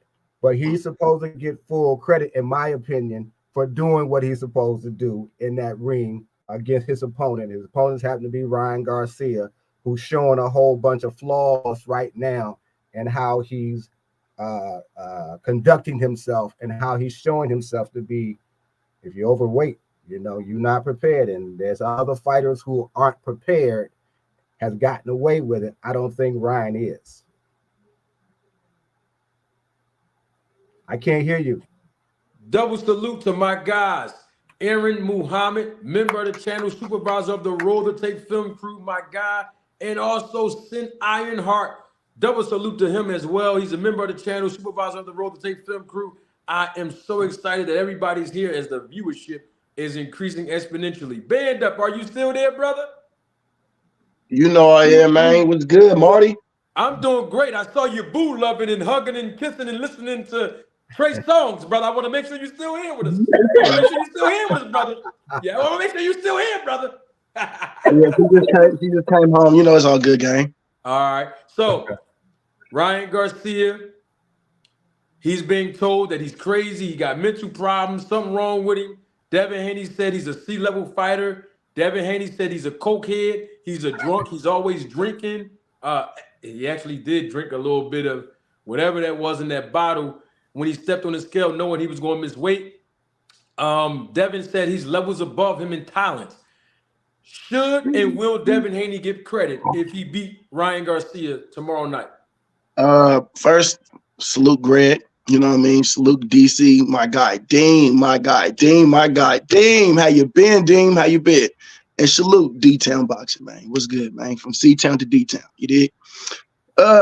Marty, I got a question first, because I do believe he should get credit, but I have 3 reasons why I feel that way. But actually 2 questions. One, do you believe that his mind's a little bit scrambled right now, Marty? Are you believing that? Are you going with that when they say that his mind's a little bit scrambled? Do I believe, say it again? Ryan's mind is all the way there. On the fight, or you mean just well, on the fight, yeah.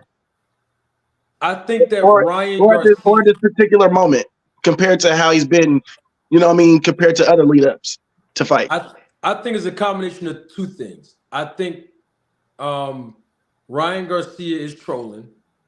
He is trying to get under the skin of Devin Haney, and he's trying to get in his head. But I think another part of it is that Ryan Garcia is going through something. I'm not going to put mental health on him because I don't know what that is or not. But I do believe that part of it is he's trying to get under Devin Haney's skin, trying to get in his head. But I also believe that he's off somewhere. And I say that because when you have a guy, now we already know Bill Haney. When I say that, I'm going to be very clear. We know Bill Haney is faking it until he makes it. We know that. Mm-hmm. In other words, is Ryan Garcia. We've never heard him talk about God and act gangster. We've heard Bill Haney do it a lot. So that's nothing new, is what I'm saying. Ryan Garcia is using Jesus Christ's name in one breath and in the same breath telling people to suck his you know what. When I hear a guy back and forth, up and down, the scripture says that a double-minded man is unstable in all his ways. Right now, Ryan Garcia is unstable in his ways because he's double-minded. I don't know if it's mental health. I don't know if it's emotional. I don't know if it's the lights, because this is his first world championship title that he's fighting for. This is like a real big fight. But I know he's going through something mentally. What that is, I don't know. I don't know how far gone or how far near he is. But I do think some of it is trolling, and he's trying to get under the skin of Devin Haney. So I think it's a combination of a lot of things, and those 2 things are mainly my takes on it. You had a second question too, right? Second question. Who did Sean, history lesson, or history question? Who did Sean Porter beat to get his belt? Who did Sean Porter beat to do what? To get a belt. To get his belt. Danny Garcia. Danny Garcia, right? Yeah, he beat. I thought you were talking about the first belt. Okay, so Danny Garcia for the WBC, I believe. Okay, correct. I'll put Ryan and Danny Garcia in the equivalent, skill range a little bit. So I would think if Porter got for that and he was on SNAC, he beat Danny Garcia. I think Devin should get it for beating Ryan. Reason number 2, if Tank beat him, he should be and got credit. He should also get credit. Reason number 3 is if we're going off of he shouldn't get credit because he's talking about him badly, we can't use that. Bud up talked EJ and it didn't get him no extra points. So up talking or down talking your opponent shouldn't be the way or decide should he get credit. Because Bud was giving that man all type of credit. All type of, he's a good fighter and all this, even when they was doing the little point system and EJ was like his resume is below 0 or whatever the case may be. You know what I mean? Bud was giving him credit. So if he could give somebody credit and not get any extra points for giving the man credit and still get criticized, though, for other things, and along with that, but you talking to EJ didn't give you any points. So Devin talking down Ryan and kind of telling him, I don't really think Ryan's that good of a fighter myself. I'm with y'all. I don't think he's C level, probably B level. You know what I mean? Like I said, Daddy Garcia, B level. So But you you know what I saying mean? that? But So are you I saying don't. that Devin should get credit if he beat him, or he should not? I think he should get credit. I don't think him talking Ryan down should give him should be the reason why he don't get credit just because you said something bad about him. All right. Good point. Dean, are you still there, Dean? Oh, yes, I'm here, Manager Marty. What's going on, y'all? Well, I'm about to stir the pot a little bit. All right, so quick question, Dean, why I got you here. Devin Haney called Ryan Garcia a drunk, called him a cokehead, said he's a C-level fighter. He's basically more talented than him, is levels to this thing. And of course, he's on the SNAC program. I can't leave that out, Dean. With all those things being said and known, will first and should Devin Haney get credit if he beats Ryan Garcia tomorrow night? What's your take on that, Dean? Will he get credit? Maybe. Depends on how the fight goes. Do he deserve credit? Well, that's a question I would like to ask y'all from this. If you a guy and you fight a drunk at the bar, do you get credit for beating him up? I just want to know. If he's a cokehead and a drunk, do you get credit for beating up a cokehead and a drunk? And reason why I say Devin shouldn't deserve any credit, because it ain't only like Bando said him talking down Ryan. It's about him talking down fighter that's not even involved in the fight, which is Gervonta Davis. See, you can't want credit when you spent a whole year talking down on Gervonta Davis fighting Ryan Garcia. Ain't nobody tell you to do that, Devin. Ain't nobody tell Devin Haney to go out here and run his mouth and say that Ryan is trash and an exhibition fighter. So I am going to give him credit. A C. If he beats him, that's good. That's the credit I'm going to give him. A C. Because he's a C-level fighter. Because I got a question, y'all. He got to knock him out. Has Gervonta Davis ever been in the ring with a C-level fighter and didn't knock him out? If you a matter of fact, forget Gervonta. Has any top-level fighter been in the ring with a guy that's a C-level fighter and not knocked him out? Let that sizzle on your spirit just for a little bit. So, like I said, it's the narrative that they chose to run with. It's the chickens coming home to roost. You can't ask for credit when you say a guy is a bum. You say the guy a bum. You say it's just Ryan Garcia. So when you win, I'm going to say this. It's just Ryan Garcia. He's a mental patient, remember? He's a drunk. He's a cokehead. People have been making videos for 3 weeks straight about Ryan Garcia's mental health. So I want to ask everybody, if I'm at a bar with a drunk mental patient, do I get credit if I beat him up? You sure do. You're about to get clowned in the car if you get beat up by him. I'm going to tell you that. Absolutely, Band Up. Say it again, Band Up. Say it again. You're about to get clowned in the car if you get beat up by him. Devin Haney, you heard what Band Up said? You better not lose this fight, my guy. That's all I'm saying. At the end of the day, these boxers got to stop talking down fighters. Manager Marty, Business of Boxing. Do y'all listen to Manager Marty? What do Floyd Mayweather always say? He a hell of a fighter, blah, blah, blah. Even if you believe he a bum, you're supposed to talk him up, not talk him down. Because it's not about the actual fighter. It's about the perception to get the casuals and everybody outside of the fight to actually want to see it, to actually think the other guy can beat you. I'm going to tell y'all why they did a disservice, and I'm going to land my plane here because this part is important. I tried to put in a ticket, y'all. I made all the same picks for they fight this weekend, right? I just changed one.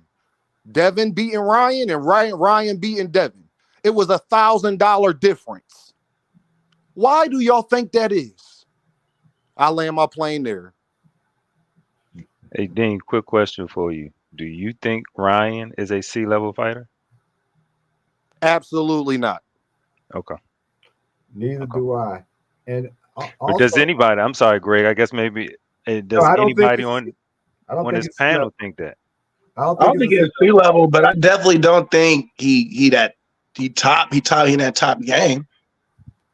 Okay, so if you're not at C level, is he a B level, I would definitely put him probably B level. but not A? No, definitely not. Yeah, I'm gonna keep it 100. I get a B plus. I'll give him a B. I don't think he's a C Come level on now. fighter. Come on now. What I'm talking about. But I have a question though.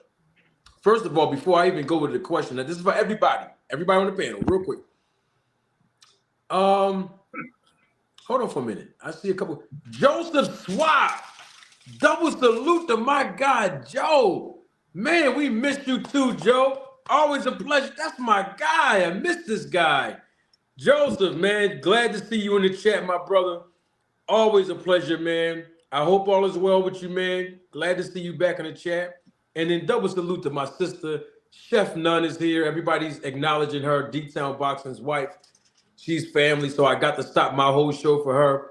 Double salute to her, my sister. Now, I do have a question. If Ryan Garcia is a drunk, is a cokehead, is a C-level fighter that, Devin Haney said that he is, and Devin Haney said that he's levels above him in talent, do he need to be with Victor Conte in the SNAC program just for this fight for a guy like Ryan Garcia? I'll start with you, Deem, and then work my way around to Mr. Greg, Band Up, DC, and then D-Town.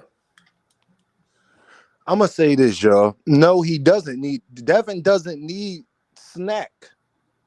The question would be, why would y'all go over there to him? My whole thing with Victor Conte, and Manager Marty and Mr. Greg have heard me say this with the whole SNAC program. Why do we accept him in boxing when no other sport will allow him with a 10-foot pole near the sport? You will get suspended and kicked out of the sport if they find out you are associated with that man. Do you see any NFL, NHL, MLB, soccer? Do you see any of them out there endorsing the SNAC program? The last time I checked, we bet on boxing too. If you go to FanDuel and go to sports right now, it's a boxing section. Why is he allowed near this sport? And why do we accept it? It's just that simple when it comes to me. I don't want to hear that you care about the sport. If you actually cared about the sport, it doesn't matter what a man's intentions is now. If you are a robber and you got a history of stealing, you will never become a bank teller, no matter how much you have changed as a person. I land my plane there. All right. Before I get to you, Mr. Greg, double salute to my guy. He's also like family. Chris Lee in the building. Salute. Chris Lee. Shout out to Trenton. All right, Mr. Greg. I know that you bought the SNAC product. I did. You didn't have to give your blood up when you did. Reordered. I told you where I did my blood work at. So you didn't was done. Yeah, you didn't give your blood. I didn't give it to Victor. Huh? I didn't give it to Victor. You didn't give it to him. Correct. So I want to make sure we clear on that. We clear. So all of these things that we hear Devin Haney saying, he's a cokehead. He's saying Ryan Garcia is a cokehead, a drunk. He's a C-level fighter. He's basically talent above him. The guy is nothing but below average. I mean, did he really need to go to Victor Conte and go to the SNAC program for a fighter in Ryan Garcia's position or condition? Ryan's problem isn't physical. Ryan's problems are psychological and mental, in my opinion. And I'm not saying he's crazy. I just don't think he fully understands where he is in this sport, because he got so big in social media without getting beat up. The minute he started rising a little bit higher in the sport of boxing, while he already had this huge social media status, he started feeling real pain, which I think it was Linares who almost knocked him out. I believe that was the fight where he got knocked down, almost got knocked out. And this following fight, he decided he had some mental issues and didn't do it. I may have the fighter wrong. Then he gets hurt badly by Tank.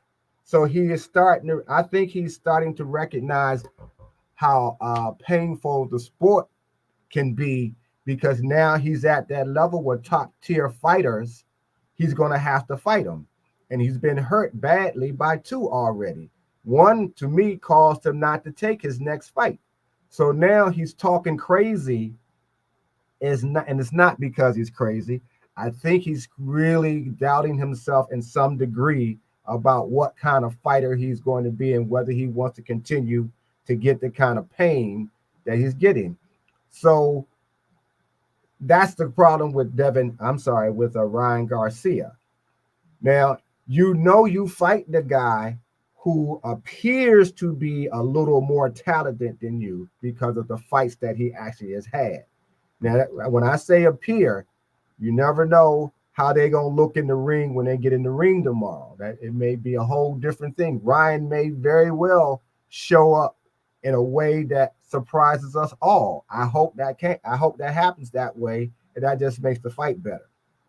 But that's my take on and whether or not he should get credit, whether he should be fighting. I don't think the SNAC program will do much for Ryan because he's not there to commit himself to being a program. To me, I don't think he's even training, because I remember that Canelo threw him out of his camp because Ryan wasn't 100% committed. If y'all remember, Canelo put Ryan out of his camp because he thought Ryan wasn't committing himself to it. And that's where I think the problem is. Anytime you're going to get into a program that's supposed to elevate you, you have to be fully committed. You got to be all the way in every day and show that you really want to be this kind of guy. You just can't talk your way into winning. You have to actually do the work. And I don't think Ryan's doing the work. Same thing with Devin. Devin is talking, and I don't think Devin is using his own words. I think someone is coaching Devin to say the kind of stupid stuff that he's saying. He's a drunk, he's a coke head, this, that, and the other. I don't think those are Devin's words. I think he's doing it. I believe he believes he's hyping the fight. I believe he thinks by diminishing another fighter that he's supposed to fight, he'll make that fighter doubt himself. Some fighters will do that, or at least try to do that. But I don't think those are Devin's words. So it doesn't help. It may help him. Ryan may get scared. Ryan may mess up in the fight. I don't know. But I think that's what Devin's doing, but I don't think those are his words. What Devin should have been doing, what he hasn't been doing, is showing what kind of fighter he is and what kind of character he actually has based on the image he had until he started being criticized for not being hood enough, street enough. So he's trying out that persona.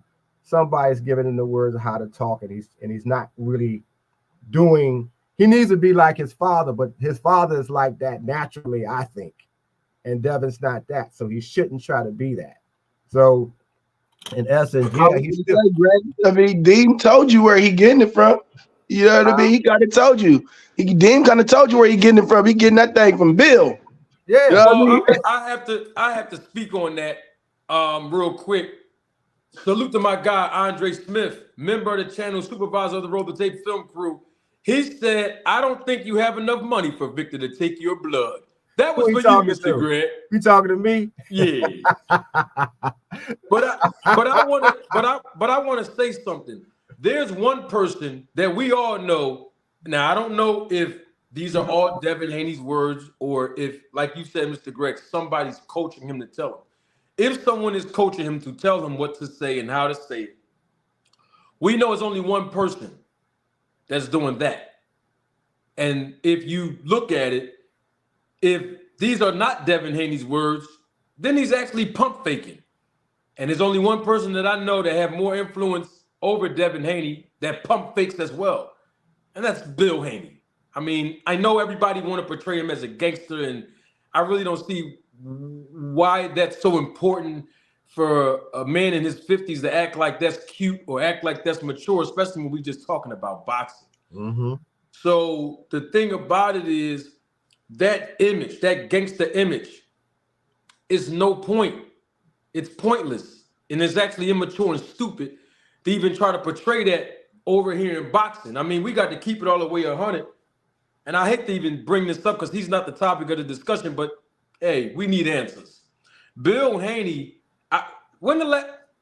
maybe Dean might have seen this. Have you all seen him hold a pair of boxing mitts and train with Devin? I haven't. Have you all? I haven't either. No. Oh, okay. So we see that obviously he's not training Devin.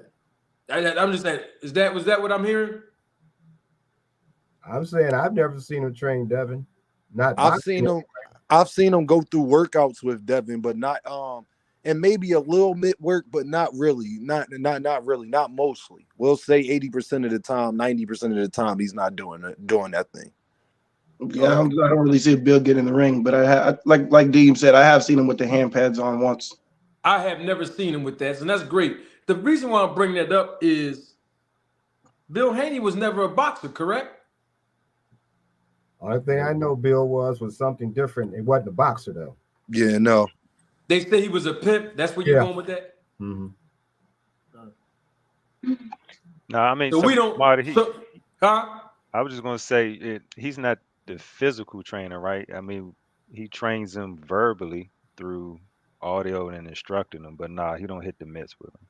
So the real trainer is telling Bill what to tell Devin. Because I was just about to ask you, Marty, is that mitt work that some of y'all have seen, is that just for the cameras to make it look like he's doing something?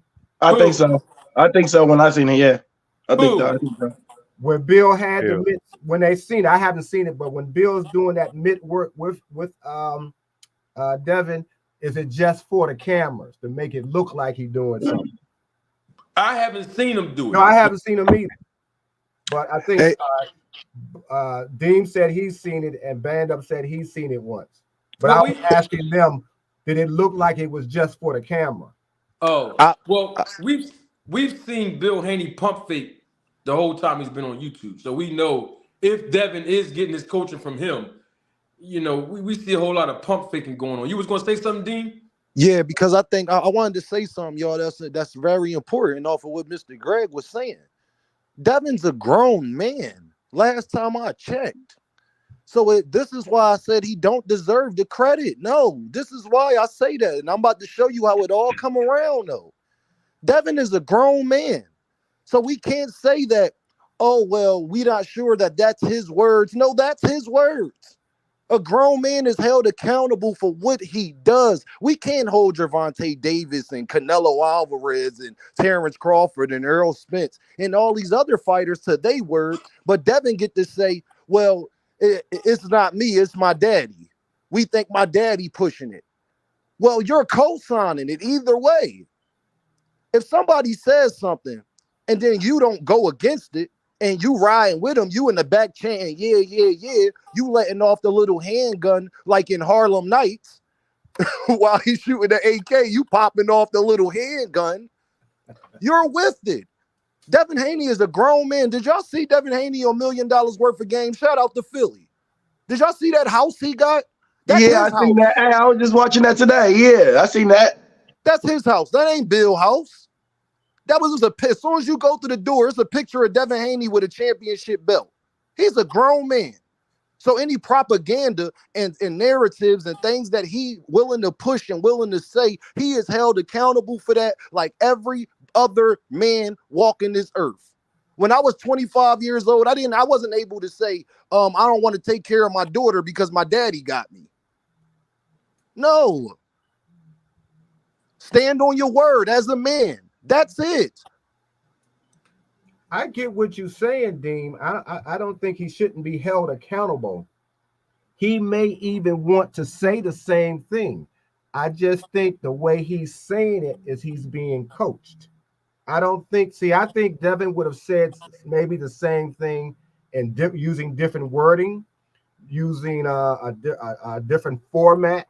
But I think he's being told what to do. Yes, he's still got to be held accountable for it. I'm not saying don't blame it on your father. I didn't do it, but it's not his words. See, I'd rather go and mess up using my own words, trip over my own feet, than be a puppet and do something, even if it's my father that's telling me how to walk, how to do this, how to say that, how to stand in front of the camera, what angle to use. You still doing it, and yes, you still gonna be held accountable for it. But if I'm gonna do it, and I'm gonna believe that, let me talk on my own. Let me use my own words, and that's what I think is not happening. No, So I agree. I agree with that. I just want to say this, Mr. Greg. I agree with what you just said completely. My whole point is you can't down talk everything everybody else does. And then when you go around and fight that same person, you don't want to be held to the same standard that you was out there chanting for somebody else to be held to. That's all I'm saying. Yeah. If you wasn't giving Gervonta Davis credit, don't be out here looking for no credit. If you're going to say Ryan was a bum when he fought Gervonta Davis, then he's a bum when he fights you. Yeah. It's simple as that. And that's my only thing, yo. The sad thing about that is prior to all of the talk that Devin started doing in the last couple of fights, the visual image and the image that seemed to begin emerging was that Devin could have been a Madison Avenue darling. Bill Haney should have been getting Devin side deals, endorsement deals based on what his image initially was looking like. Yeah, everybody's saying he was a square, he's a boy next door. So what? Get paid for that image, because that's what we were perceiving you as. The minute he started talking like he's talking now, I think any opportunities for those kind of deals have probably has faded away, because we don't see him in no commercial. He may have an endorsement deal here and there that we don't know about, but I think Devin was lined up very nicely to get a Pepsi deal, a Coke deal, speaking for Apple. Could have been some commercial endorsements based on that clean cut image that he initially had. But he himself let social media and people talking about him tell him that he's soft and he's not hood. He himself didn't see the bigger picture, and apparently neither did Bill. And so that's where we are now. Hey Dean, real quick, and I know band up is your go, so I don't want to steal the floor from you. I want to pass it over. I just wanted to say real quick, and I touched on this earlier. I don't think anybody on this panel believes that, well, we've all agreed that Ryan is at least a B fighter. I don't think Devin believes at any level that Ryan is a C-level fighter, right? I think he's saying it, one, because Ryan has gotten underneath his skin, right? I think so that's part of that. And I think that's just his natural retaliation for trash talking and all that other stuff. I don't think it's a matter of him not wanting credit, because he said it, right? When I beat Ryan, I want the world to give me my credit. I don't think he's playing a double-sided coin. I just think that's unfortunately the way that the youngins deal with conflict now. They, you know what I mean? I'm trying to talk you down, even though I really know you really are better than what I'm saying that you are. But that's all I wanted to say, Band Up. I know that you had the floor, brother, so I apologize for taking some of your time. Oh, it ain't no problem, brother. It ain't no problem. Marty, hit me with that question. Yeah, I'm gonna hit you with the question. Double salute to Key. He was the guy that was actually on the channel. Him and I kind of went back and forth with the whole SNAC, and he brought up Terrence Crawford. We had some great fun. He actually sent me a cash app. So double salute to Key. Thank you for your cash app. Key said, for the first time watching the show, it's a good show. So he's the first time watcher here, Key, and he did say it was a good show. So double salute to Key. Thank you for your support and contribution. Then we got G-Man King. I left this in the background for a while because G-Man was in the background, and I was going to read his super chat once he got up here. But double salute to G-Man King. Thank you for your contribution and your support. G-Man King says, dude, duck me. I been in the back. Everybody that knows Manager Marty knows I don't duck the smoke or the fire. I He wasn't talking about you, Marty. run to it. Huh? He wasn't talking about you, Marty. Oh, I'm sure he was. I seen him in the chat. He was talking about me. Okay. He's the guy. Hey, Band Up. He's the guy that got up here and said, I'm going to get my friend Rick Glaser to debate you. He's the one that set me up with the Rick Glaser fella. Him. You know, I don't like that Rick Glaser guy. Well, he's responsible for that fiasco. Yeah, he's responsible. I don't like that Rick Glaser guy. So let me bring the question back around, Ben. So Ryan Garcia mental health problems. He's going crazy. Devin Haney said he's a C fighter. Devin Haney said he's a bum when he fought Tank, and of course now he's fighting him. Did Devin Haney need Victor Conti's SNAC program for this fight for a guy like Ryan Garcia? I think I asked this in the chat when you first asked that. Why stop it? Why just stop it for one guy? Why stop what you're doing? Why get out the SNAC program? It wouldn't make a difference. It really wouldn't make a difference. It wouldn't be like we wouldn't still mention it. You know what I mean? With the SNAC program, the fact that he left it, I think that's more of a preference. All right. But you know, hey Marty, you remember when I remember when I sent you that video of what I asked Sean Porter, you know what I mean? And how you said that was a good question? Yes. I promise you I can't ask Ryan that question after this fight. What do you mean by that though? Because if I ask him that same question I asked Porter, he's gonna have a lot of different things. There's gonna be a lot of things he needs to fix. It's not gonna be. This is what I mean by that. By when I say it's A level, you know what I mean. Why I grade him as B level and not A level, because when I for the chat, you know what I mean. I asked Sean Porter if there was one thing he needed to do because Bud and EJ's fight that he had was so close. I asked him. I said if there was one thing he needed to do in that fight to change it and be the victory, pretty much. What would he need to do? And then he gave me a good, a good answer with that. He thought hard about it. But for Ryan, it's not going to be this. What would you have to do to beat Tank? Because you took a knee with that guy. You didn't get back up. So it's not going to be that. You know what I'm saying? You're not going to get this.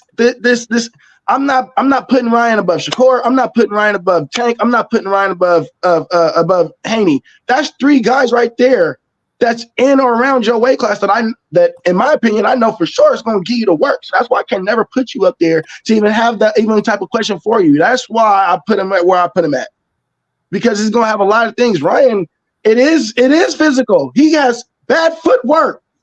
He needs to go to the Sean Porter school in the footwork. How Sean Porter used to move and put people in corners. Ryan needs to start doing something like that. His footwork is bad. And I think for when you go for those top guys, they're gonna exploit these weaknesses. This is why I can't put any stock into it. I mean, yeah, you bring some money to the sport, but I just can't put any stock in them. I can't. No matter what. I have to say this too, Band Up. Sean Porter was a part of the SNAC program as well. Oh man! Just wanted to put that out there as well. But I'm talking about the skill. I'm talking about the that footwork that he had though. I know, but Sean Porter's the one that introduced Bill Haney to Victor Conti. To the guy. The plug.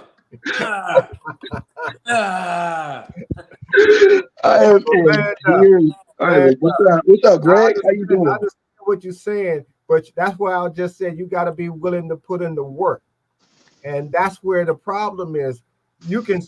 Before you can learn better footwork and how to turn your punch. You have to psychologically commit yourself to working to learn that, and that's where I think the problem is. I mean, if he commits himself and does the work, you'll see better. We'll see better footwork. We'll see his selection of punches, etc. But if he don't put the work in, it's because he's just not committed psychologically to doing the work. Because of course, when you're going to exchange and fight, you're going to catch some punches. And I just think when he started feeling real pain, that's when things started changing for him. So, that's my take on it. All right, DC Jeroy, real quick, and then I got another question to close us out. DC. Yeah. So let me see if I could put that up there, right? It says he needs. So, hold on real quick. Two cents, you got a whole lot to say. You have a whole lot to say. Come up and see your boy Band Up. If it ain't gonna be today, the next time Marty get on live, come up and see your boy Band Up. Come Marty, on, come on, Nickel Slick. Another hour. You come on, tonight. That's why I said come on next time. Come on next time, because you know your boy Band Up gonna be here. Let 2 Cent come on. Stay on another hour, Marty. We ain't seen you in a while. Ooh, yeah, we ain't been up here with Marty in a minute. It feel like a month, like a month. It's like you've been gone and we was lost out to sea. Yeah, I'm sure I left you all with the other guys that don't know nothing about boxing. I apologize, Mr. Greg. I'm back now. So make up for it and stay on here longer. Two Cents Boxing got our own platform. Bend up.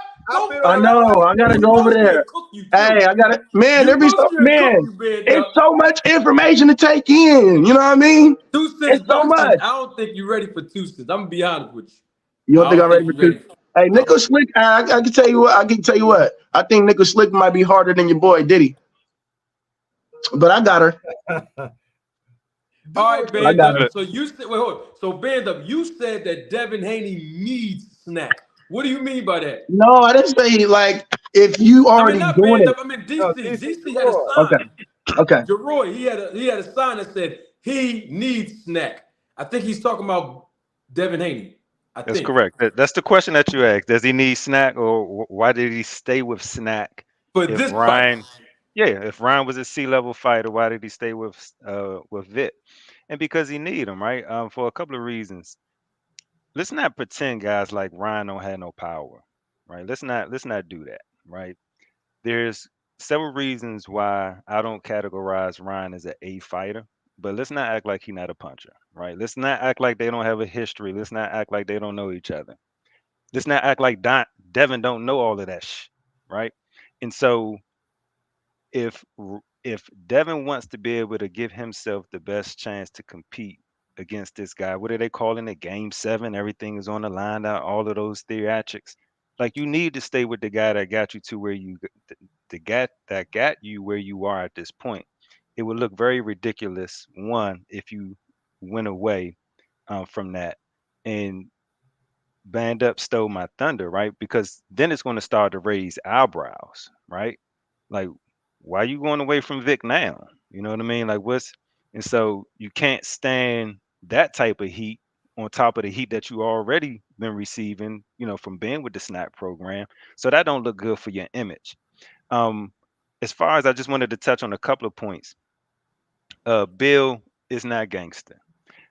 If Bill was gangster, when Bernard pulled up on him and said, "Come see me in the bathroom," Bill would have went up in the bathroom and we be having a completely different conversation. You saw what Bill did, right? Bill know when to act, how to act, why to act, and where to act, right? And so if you haven't picked up on that, then you need to pay a little more closer attention.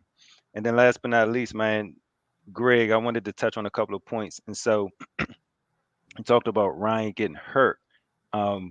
And I know you know this, right? But that's part of the game. I think Ryan's lack of will is where he is, right? We've heard Ryan even talk about, man, he just really started focusing on making sure that, how to throw good jabs and combos, because he really wasn't focusing on the jabs and the 1-2. The lack of discipline is what makes him a grade B fighter. But when we look at some of the shots, like go back to that Tank fight, right? And let's look at some of the fights that Ryan had where he's dished out, right? And so what's impressive to me is he could take a shot and he can get back up. When Tank caught him in that second round and sat him down, he jumped right back up, had all his faculties about him. I think Ryan got a little better chin than people may give him credit to. I've been hit with a body shot, a kidney, and when at the same time where I was exhaling. And so the timing of that caught me so bad, man. It took me like 2 minutes just to get my breath back, because as I'm breathing out, you get hit, and your natural reaction is to try to gas for air while at the same time you're exhaling. Man, that's like the worst type of cramp that I ever felt in my life. You know what I mean? So I give him the benefit of the doubt, but the fact that the youngin is trying to fight everybody, he gets up after being knocked down, whether it's Luke Campbell, he got battle tested, got up and finished that. What's the other guy named Javier? What's the African Emmanuel? So he's been through some fighters that tested his reserve. I think he's able to weather the storm. And last but not least, to this point, we all know they call him Pillow Hand Devin. I ain't gonna go as far as saying that, but I mean, unless you don't, okay, let me say it this way: if he don't stay with SNAC, pillow hands Devin is gonna come water hands Devin, right? So you need to be with Vic if you got any chance of making sure that your hands are harder than a pillow. And so I'm gonna say it one more time. He He needs that needs. snack. He It needs was that Luke snack. Campbell that I was thinking of, not Lennar. So I Yeah, apologize for the yeah. mistake. No, I'm with you, brother. Yeah. All That's my right. that's my 3 cents. You can keep the change. All right, you got it. So, last question. I'll start with Dean. Dean, are you still there? All Yeah, right, I'm still Dean. here. All right, we're going to start with Dean, Mr. Greg Band up, and then DC. How does this fight end, in your opinion? It's everybody on the panel. I'm going to give mine first because I told everybody yesterday and Monday that I was going to give mine. I gave my breakdown yesterday. I believe that this fight is not going to go 12 rounds. Double salute to my guy, Crown Jewel Boxing. He's in the chat. I don't believe this fight's going to go 12 rounds. I do believe that Devin Haney is going to knock Ryan Garcia down, but I also think probably around 8 or 9, the referee is going to stop this fight and Devin Haney is going to win this fight. I also believe, though, that in the first 3 rounds, that we're going to see an explosive matchup because Ryan Garcia is going to come out guns blazing. And I believe that is going to be one of the determining factors of him getting caught with a lot of good shots. Because one thing that Devin Haney knows how to do very well, and that is he knows how to pull counter. I like that, but he knows how to catch and shoot. Devin Haney is a good counter puncher, and I think that he's going to lay low and wait for it. I think Ryan's going to be explosive in the first couple of rounds. I believe that if this fight happens in the middle of the ring, Ryan Garcia got a better chance. But I don't think Devin's going to let him. I think that this fight's going to be really competitive in the early rounds, and then Devin Haney's going to turn up the levels on him, and that's going to be it. That's my take on it. Dean, what you got? Then Mr. Greg Band up, and then DC. How does this fight end? Who win it? What's your prediction, Dean? What you got for us, big dog? Hey, Manager Marty, you my guy. I couldn't disagree more though. I got unanimous decision, Devin Haney, because I don't think that Devin Haney is going to engage with Ryan Garcia. Everybody else can believe the hype. I go off of what people do, man. I could care less what they say. I just gotta hold the man to what he says. That's all. Devin Haney has shown me with Regis Prograve, Lomachenko, you name them, Jorge, JoJo, you name them, that this fight is going to go 12 rounds. He ain't get a knockout in 5 years. I'm going to believe against the hardest puncher that you have fought. You going to go after him? I just don't got it because Ryan Garcia has the attributes of his speed and his power, especially Ryan Garcia's jab hand is dangerous. His jab hand hook is one of his best punches. So in order for you to get the knockout, you got to engage with him a little. I think this is going to be a boxing match. I think Devin is going to be on his back foot, dancing around the ring. Jab, jab, body, straight to the body, jab to the head, pull counters. But I don't see it being no knockout or nothing like that. I don't even see Devin get a knockdown. If he get a knockdown, okay. But Ryan got hurt by the most powerful guy at that division, probably anything less than 147 right now. So Ryan getting hurt by Tank. All of them will get hurt by Tank if they let Tank hit them how Ryan let Tank hit him. The same result would happen to every last single one of them. So I just got to be in unanimous decision, similar to the Regis and Devin fight. Look forward to that with a lot more action. That's all. With Devin getting him in the corner, beating him up on the ropes, the crowd oohing their eye on that point. You know what I'm saying? But for the most part, 8-4 Devin.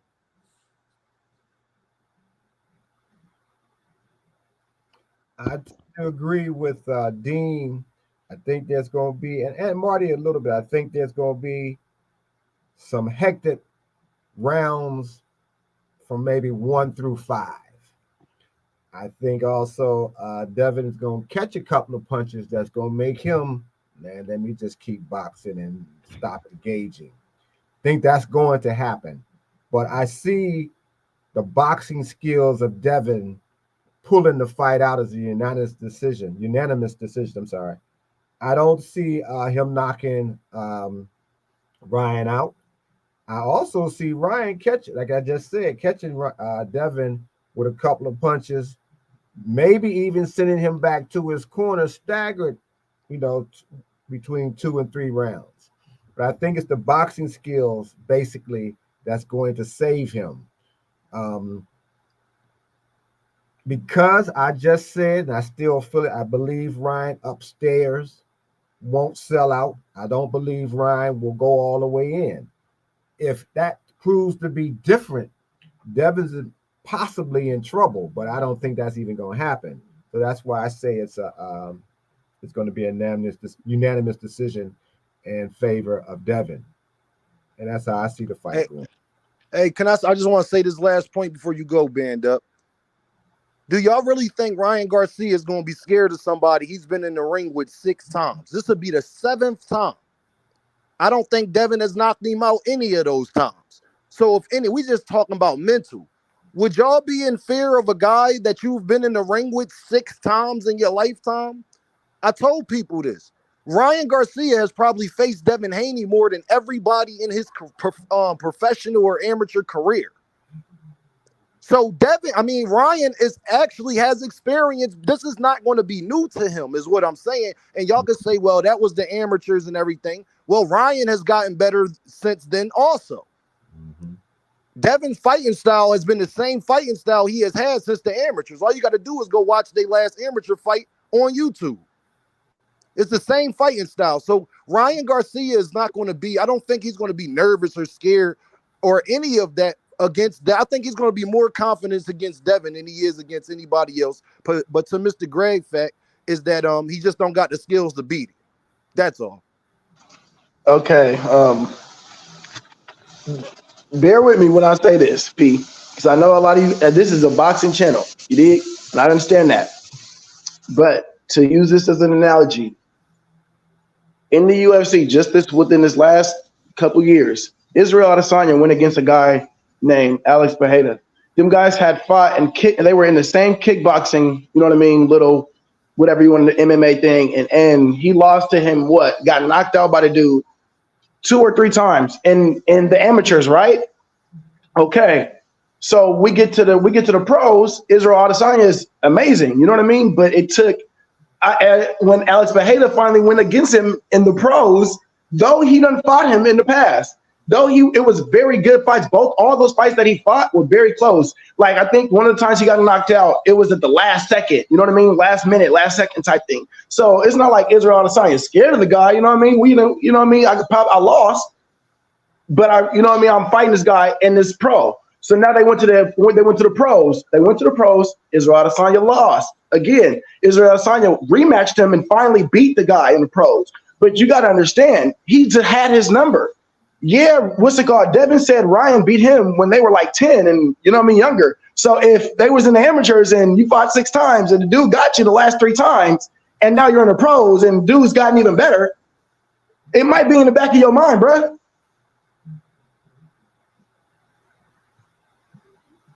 That's how I feel about it, Dean. No, I feel you on that. I'm just saying he didn't knock him out any of those times. So that's my biggest thing. It's just that I think that Ryan, and I listened to what Frank Martin said. Ain't none of us in the gym. We just going off of what we think. Frank Martin said that Ryan Garcia was looking good. That's what Frank said. So I'm just going off of the simple fact when you fought a guy 6 times that Ryan has experience with him. I don't think Ryan probably ever been in the ring with Gervonta Davis prior to that. So that will play a factor.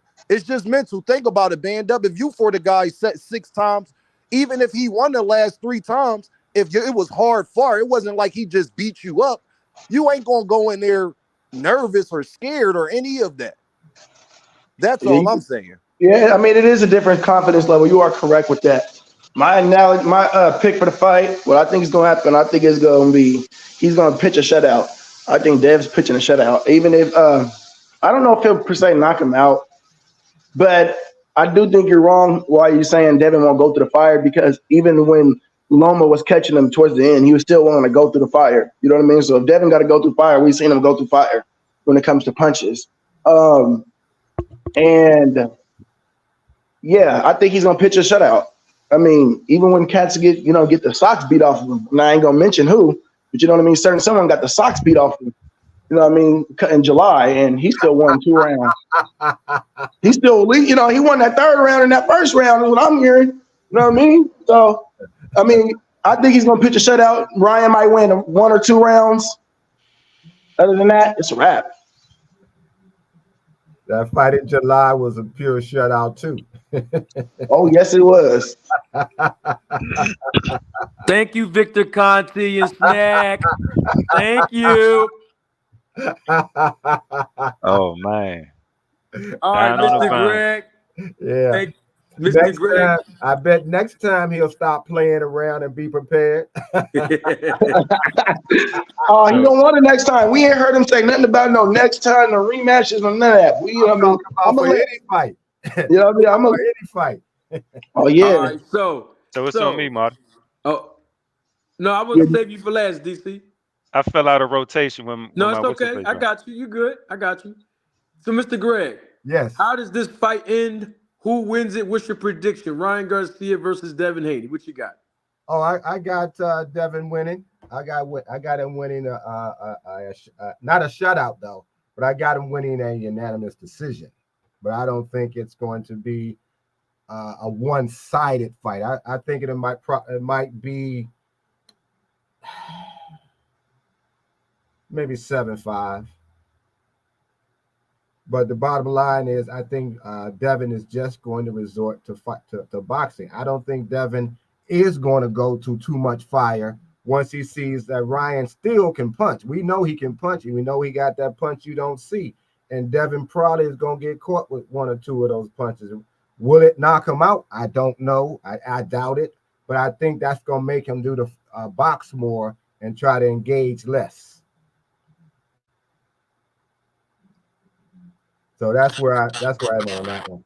Is Wilder on this card too? No, he's on June 1st. Okay. Yeah, okay. He on the big card. Who else is on the card, by the way? I'm sorry. Say it again.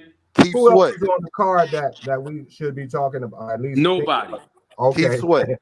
Nobody, unfortunately. For a fight in Brooklyn, New York on pay-per-view, I'm disappointed in the undercard, to be honest with you. Mm-hmm. So I do want to see that flyweight fight. Ramirez. I've seen him once or twice. I'm interested in seeing what the young fella, what's his name, Scrappy. I do want to see that. Yeah, I think fight. those guys. I think they're gonna bang it out. That's gonna be a good fight. Yeah, I definitely want to see that one. That's gonna be televised, DC. Yeah, it is. So this is why I say this. What was missing the first 6 times that Devin and Ryan saw each other in the amateurs? This was missing.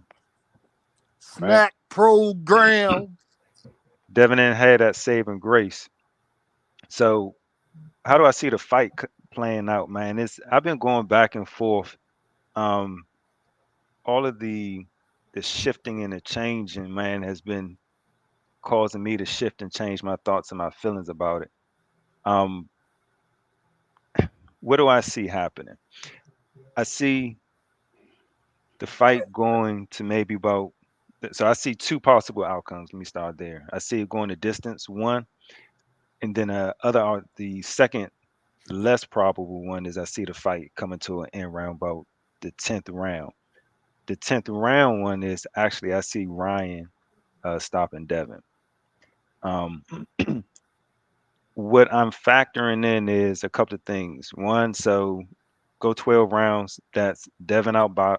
Obviously, Devin is going to outbox him, and that's Ryan doing everything that he's not supposed to be doing and doing the opposite of what he's been told. I think Dirk has been putting him on a path to a good game plan. But like we talked about earlier, Ryan's lack of discipline is going to become a factor in that fight unless he can keep himself focused. That's the if factor for me. If that doesn't happen, Devin finishes the fight unanimous decision. I give him probably about boxing 8 rounds to 4. I don't think it's going to be as close, maybe 7-5 at the most, and that's stretching. But the knockout, I see that. So I heard someone talk about Devin went through the fire with Loma. Again, let's be fair. I've never been hit by either one of them, but I have very strong reason to believe that Ryan hits harder than Loma. And we saw how Devin responded to Loma putting his hands on him.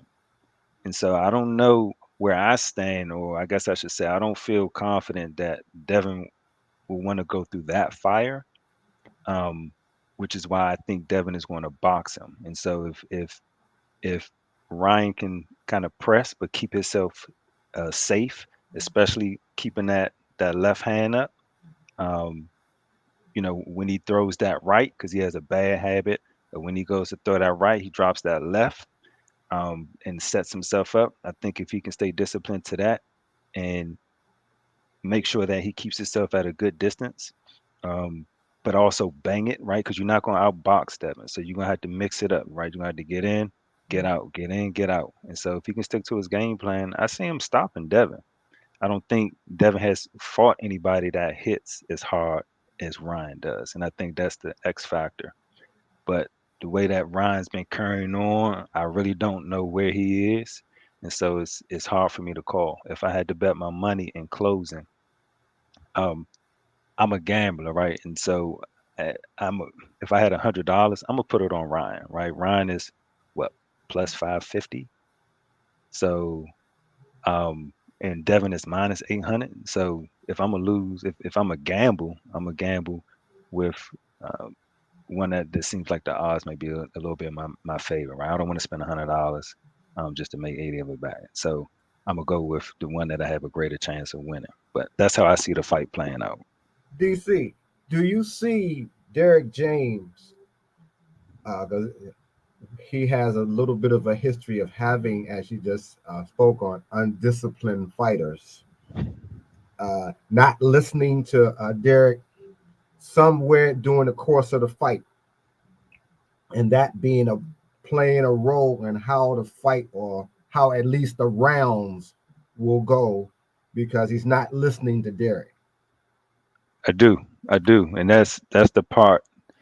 And I'm not in camp, obviously, but I heard Frank Martin talk about, he's locked in. The camp's going well. He's listening. When he see Ryan, he's really focused. And so all I can do is really go off of the rumors. But traditional patterns have shown that Ryan is not the most disciplined. And to your point, right? We've seen Frank, we've seen Jamel, we've seen Spence, all of them not really stick to the game plan that Derek was given. And so it'll be the same, right? If Ryan cannot keep himself disciplined and stick to the game plan, it's going to be a long night. Because I think there was a tape, and correct me if I'm wrong, where he's still telling Ryan to keep his chin down. Mm-hmm.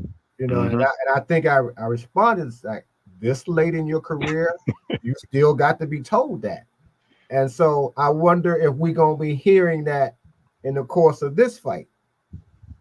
That the shoulder roll, I mean, and Ryan is hell bent on the fact that he can do the shoulder roll, man. So I hope he don't do that, but we all hope he doesn't, right?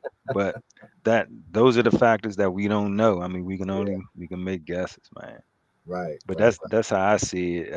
The two possibilities, Brother Marty and the panel. Hey, Devin Haney, if you listening, I want you to know this is the difference. That everybody up here, the fact that they even got to think about it and they wondering, well, it may be a UD. This may happen. Y'all can never call Manager Marty a hater because Manager Marty is predicting the knockout. But it's funny, when Tank was fighting Ryan, Everybody predicted knockout. It wasn't even nothing to think about. It wasn't even a question you could really ask everybody. We would have talked for 3 minutes. Manager Marty would have asked, how do y'all think this fight going to go? We all would have said, Tank by knockout, Tank by knockout, Tank by knockout. You know what's crazy though, Dean? They say that about Tank with a lot of fighters. If you ask a majority fans, how is Tank going to beat Devin Haney, they're going to say knockout. Because that's how it's going to happen. I'm just talking about that's the levels. That's what they don't understand. So when you hear people like me talk about the separation and why you got to do certain things to make the fight happen, it's for that reason. Because when everybody's back's against the wall and the fight's actually about to happen, now you got to give honest predictions because you don't want to sound crazy out here. Mm-hmm. But Tank saying, but when Tank was fighting Ryan, saying Tank was going to win by knockout did not sound crazy at all. So when you want to be the face of boxing and you say that you're this and you that, and other guys ain't this and that, you got to be careful of that. You got to be very careful on how you speak, and you got to watch your tongue. That's my main thing, because even people who like you, they talk all that trash all year. But then when it's time to fight, and this exhibition fighter and this C-level fighter, y'all don't even know if he gonna knock him out or not. So you don't believe as much as you say you do, because if you think Devin is just that much better than everybody else, then this should be a walk in the park. I think it will be a walk in the park. I wouldn't be surprised if he got knocked out. I think he's gonna pitch a shutout though. You wouldn't be surprised if who got knocked out. If who got knocked out, Banda. If Ryan got knocked out. You would not be surprised if Ryan got knocked out by Devin Haney. No. Why?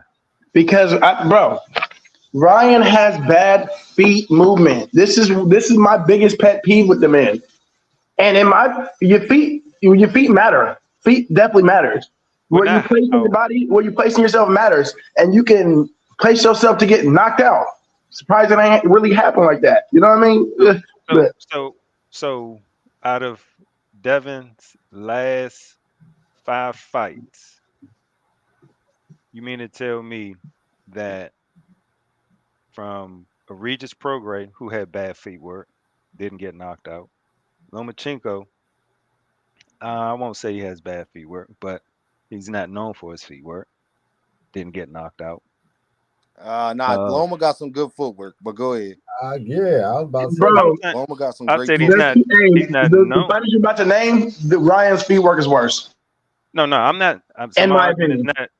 My argument is not that his footwork is better than them, right? And I'm not. My comment was Loman is not known for his footwork. I didn't say he has bad footwork, right? When the first thing you talk about Loman, you don't talk about his footwork, right? And so what I'm trying to figure out is this: when you say you're not surprised if Devin knocks him out, and the reason why is because of his footwork, I'm trying to marry those two together because those don't make sense to me, right? But why? So even the footwork to the side, not because that's how you see him get knocked out. But why would that not surprise you? That's not something that Devin has done. He hasn't done it over the last 5 fights.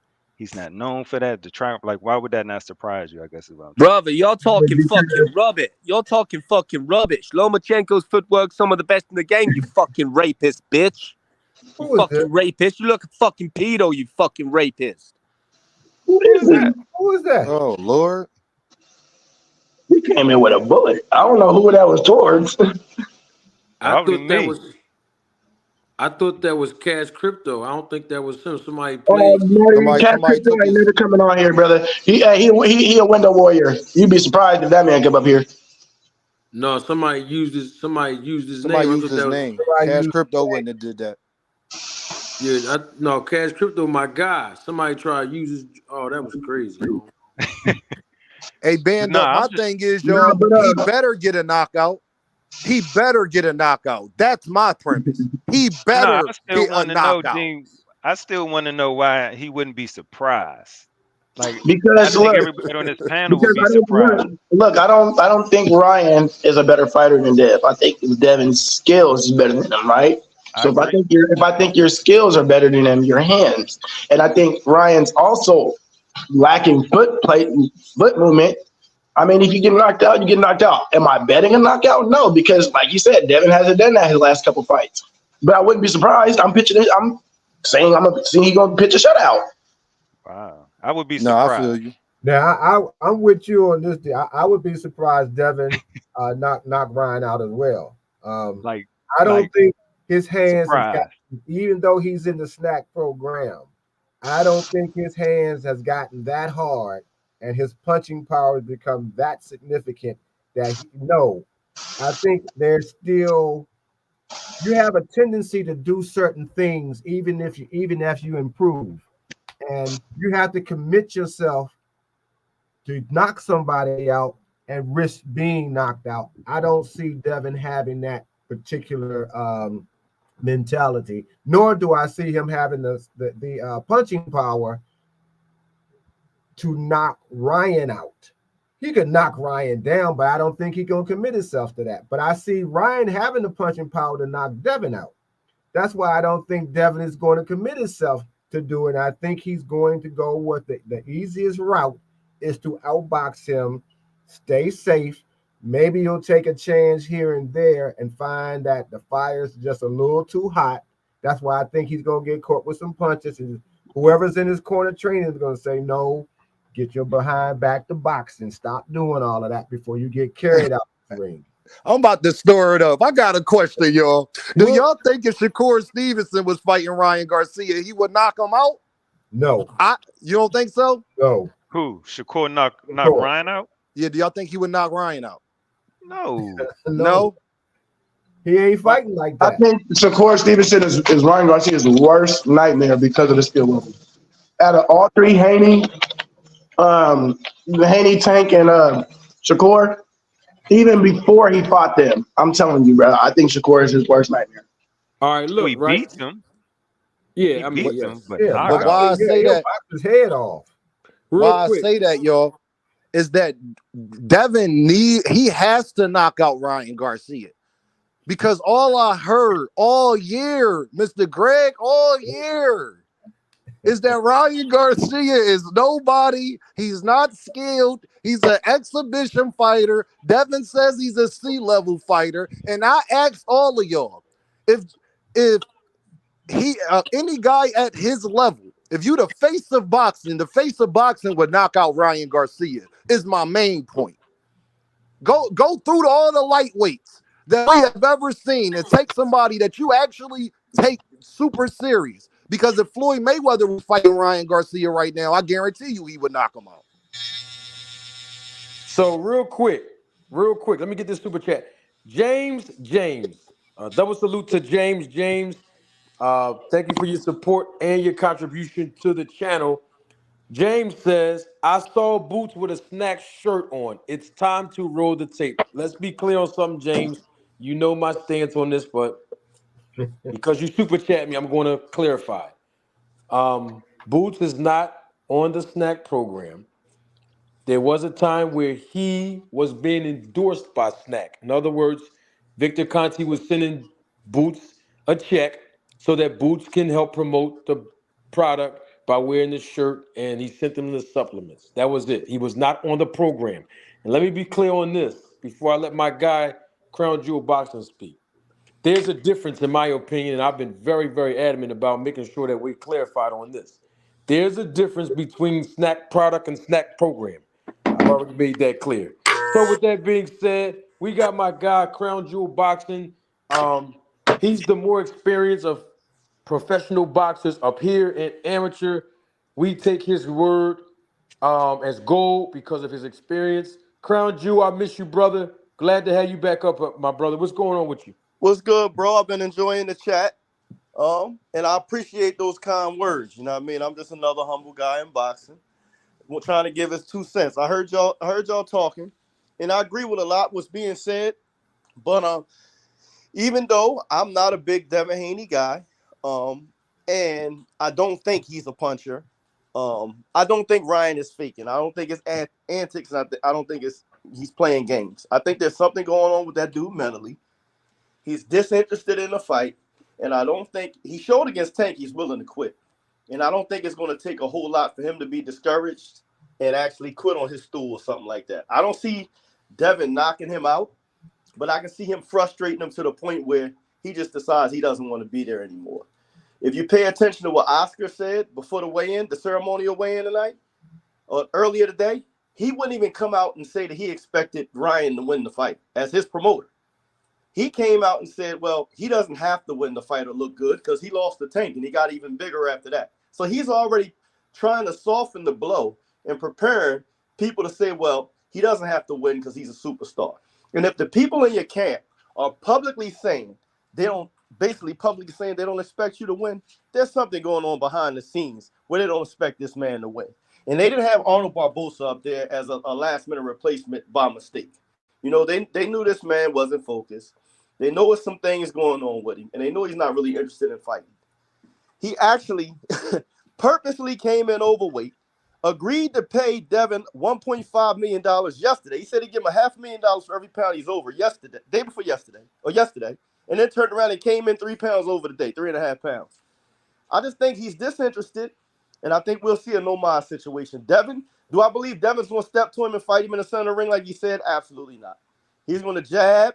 He's going to use lateral movement, and probably by round 5, 6, or 7, Ryan's going to get frustrated, and he's not going to come back out from his corner. And he's already shown he don't have no shame. Hey, Crown. What's up? Do you see Ryan, any similarities, I guess, between Ryan and do you remember Bajado? Yes. Francisco Bajada? Yeah, that used to be. I think he was supposed to be the next Oscar De La Hoya. Yeah, Oscar had him, yes. Yeah, do you see the similarities?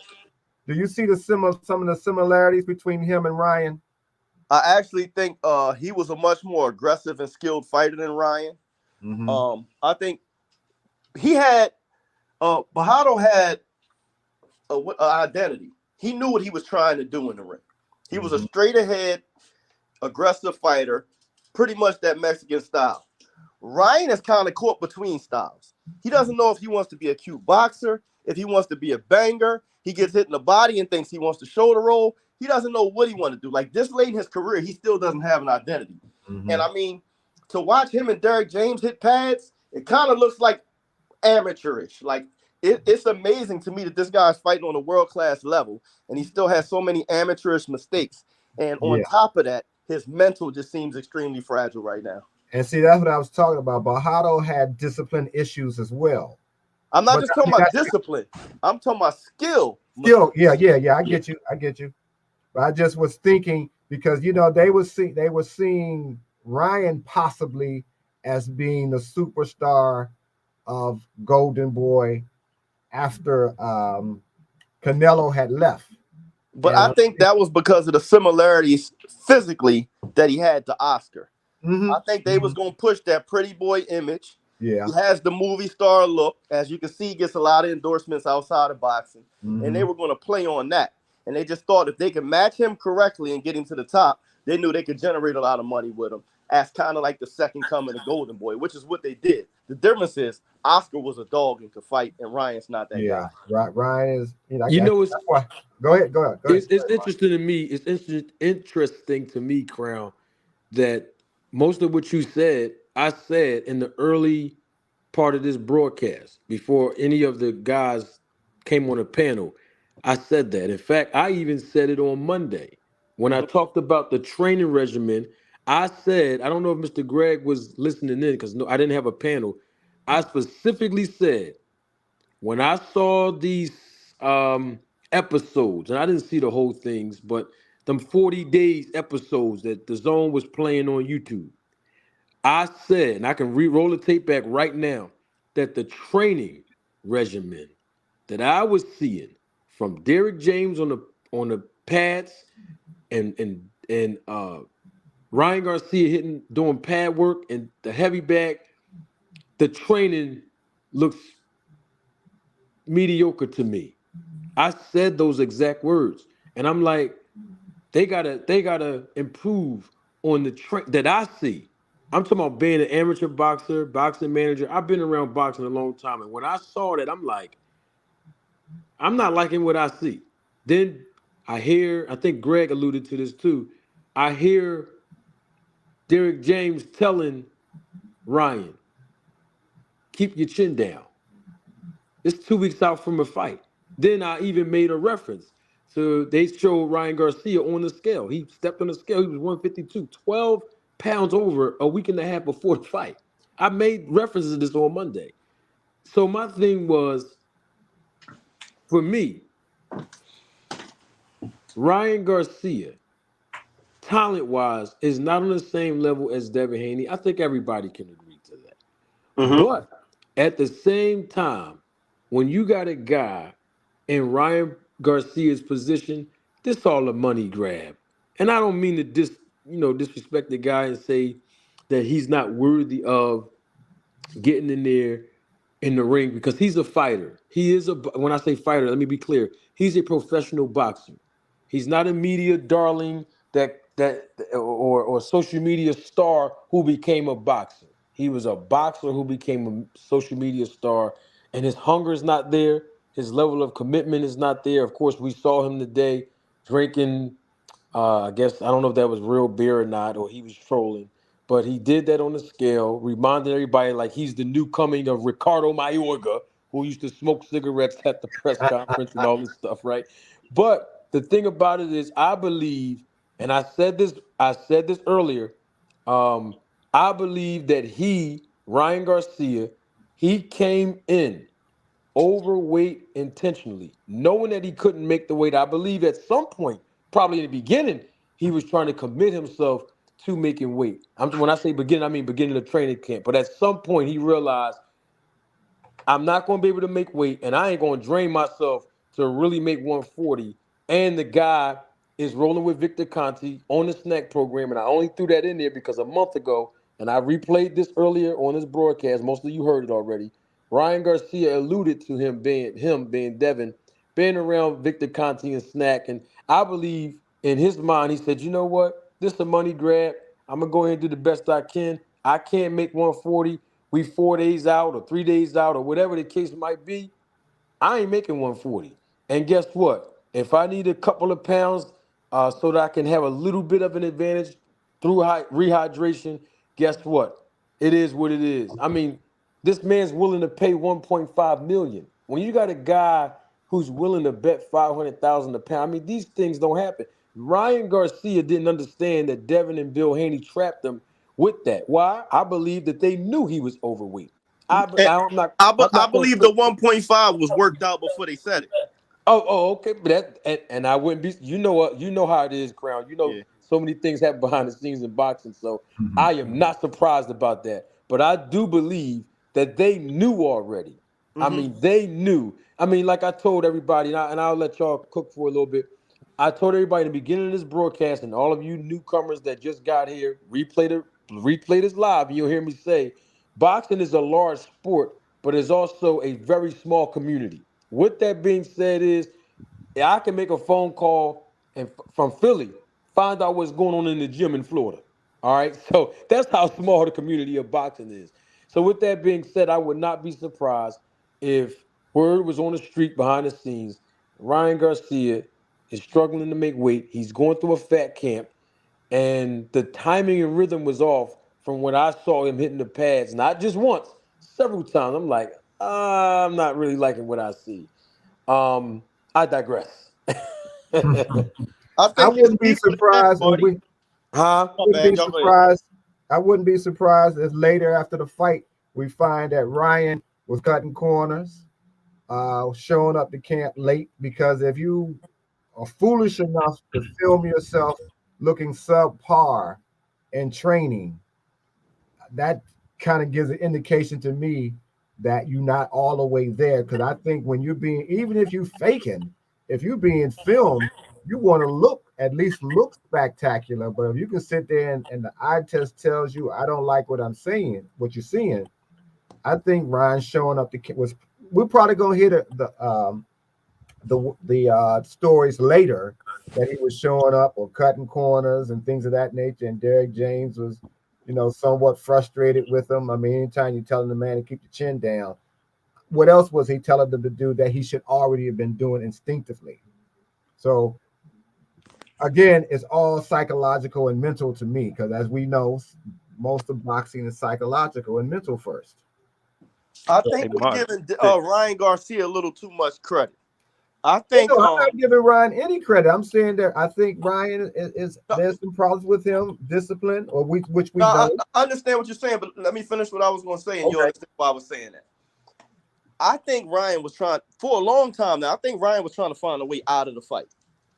I think the bizarre behavior, I think the being overweight, I think complaining about the ticket sales being too high, complaining about the fight being in New York. I think he was hoping at some point they would say, you know what? You're working against this fight. You're going to cost us money. We're just going to go ahead and throw Barbosa in there.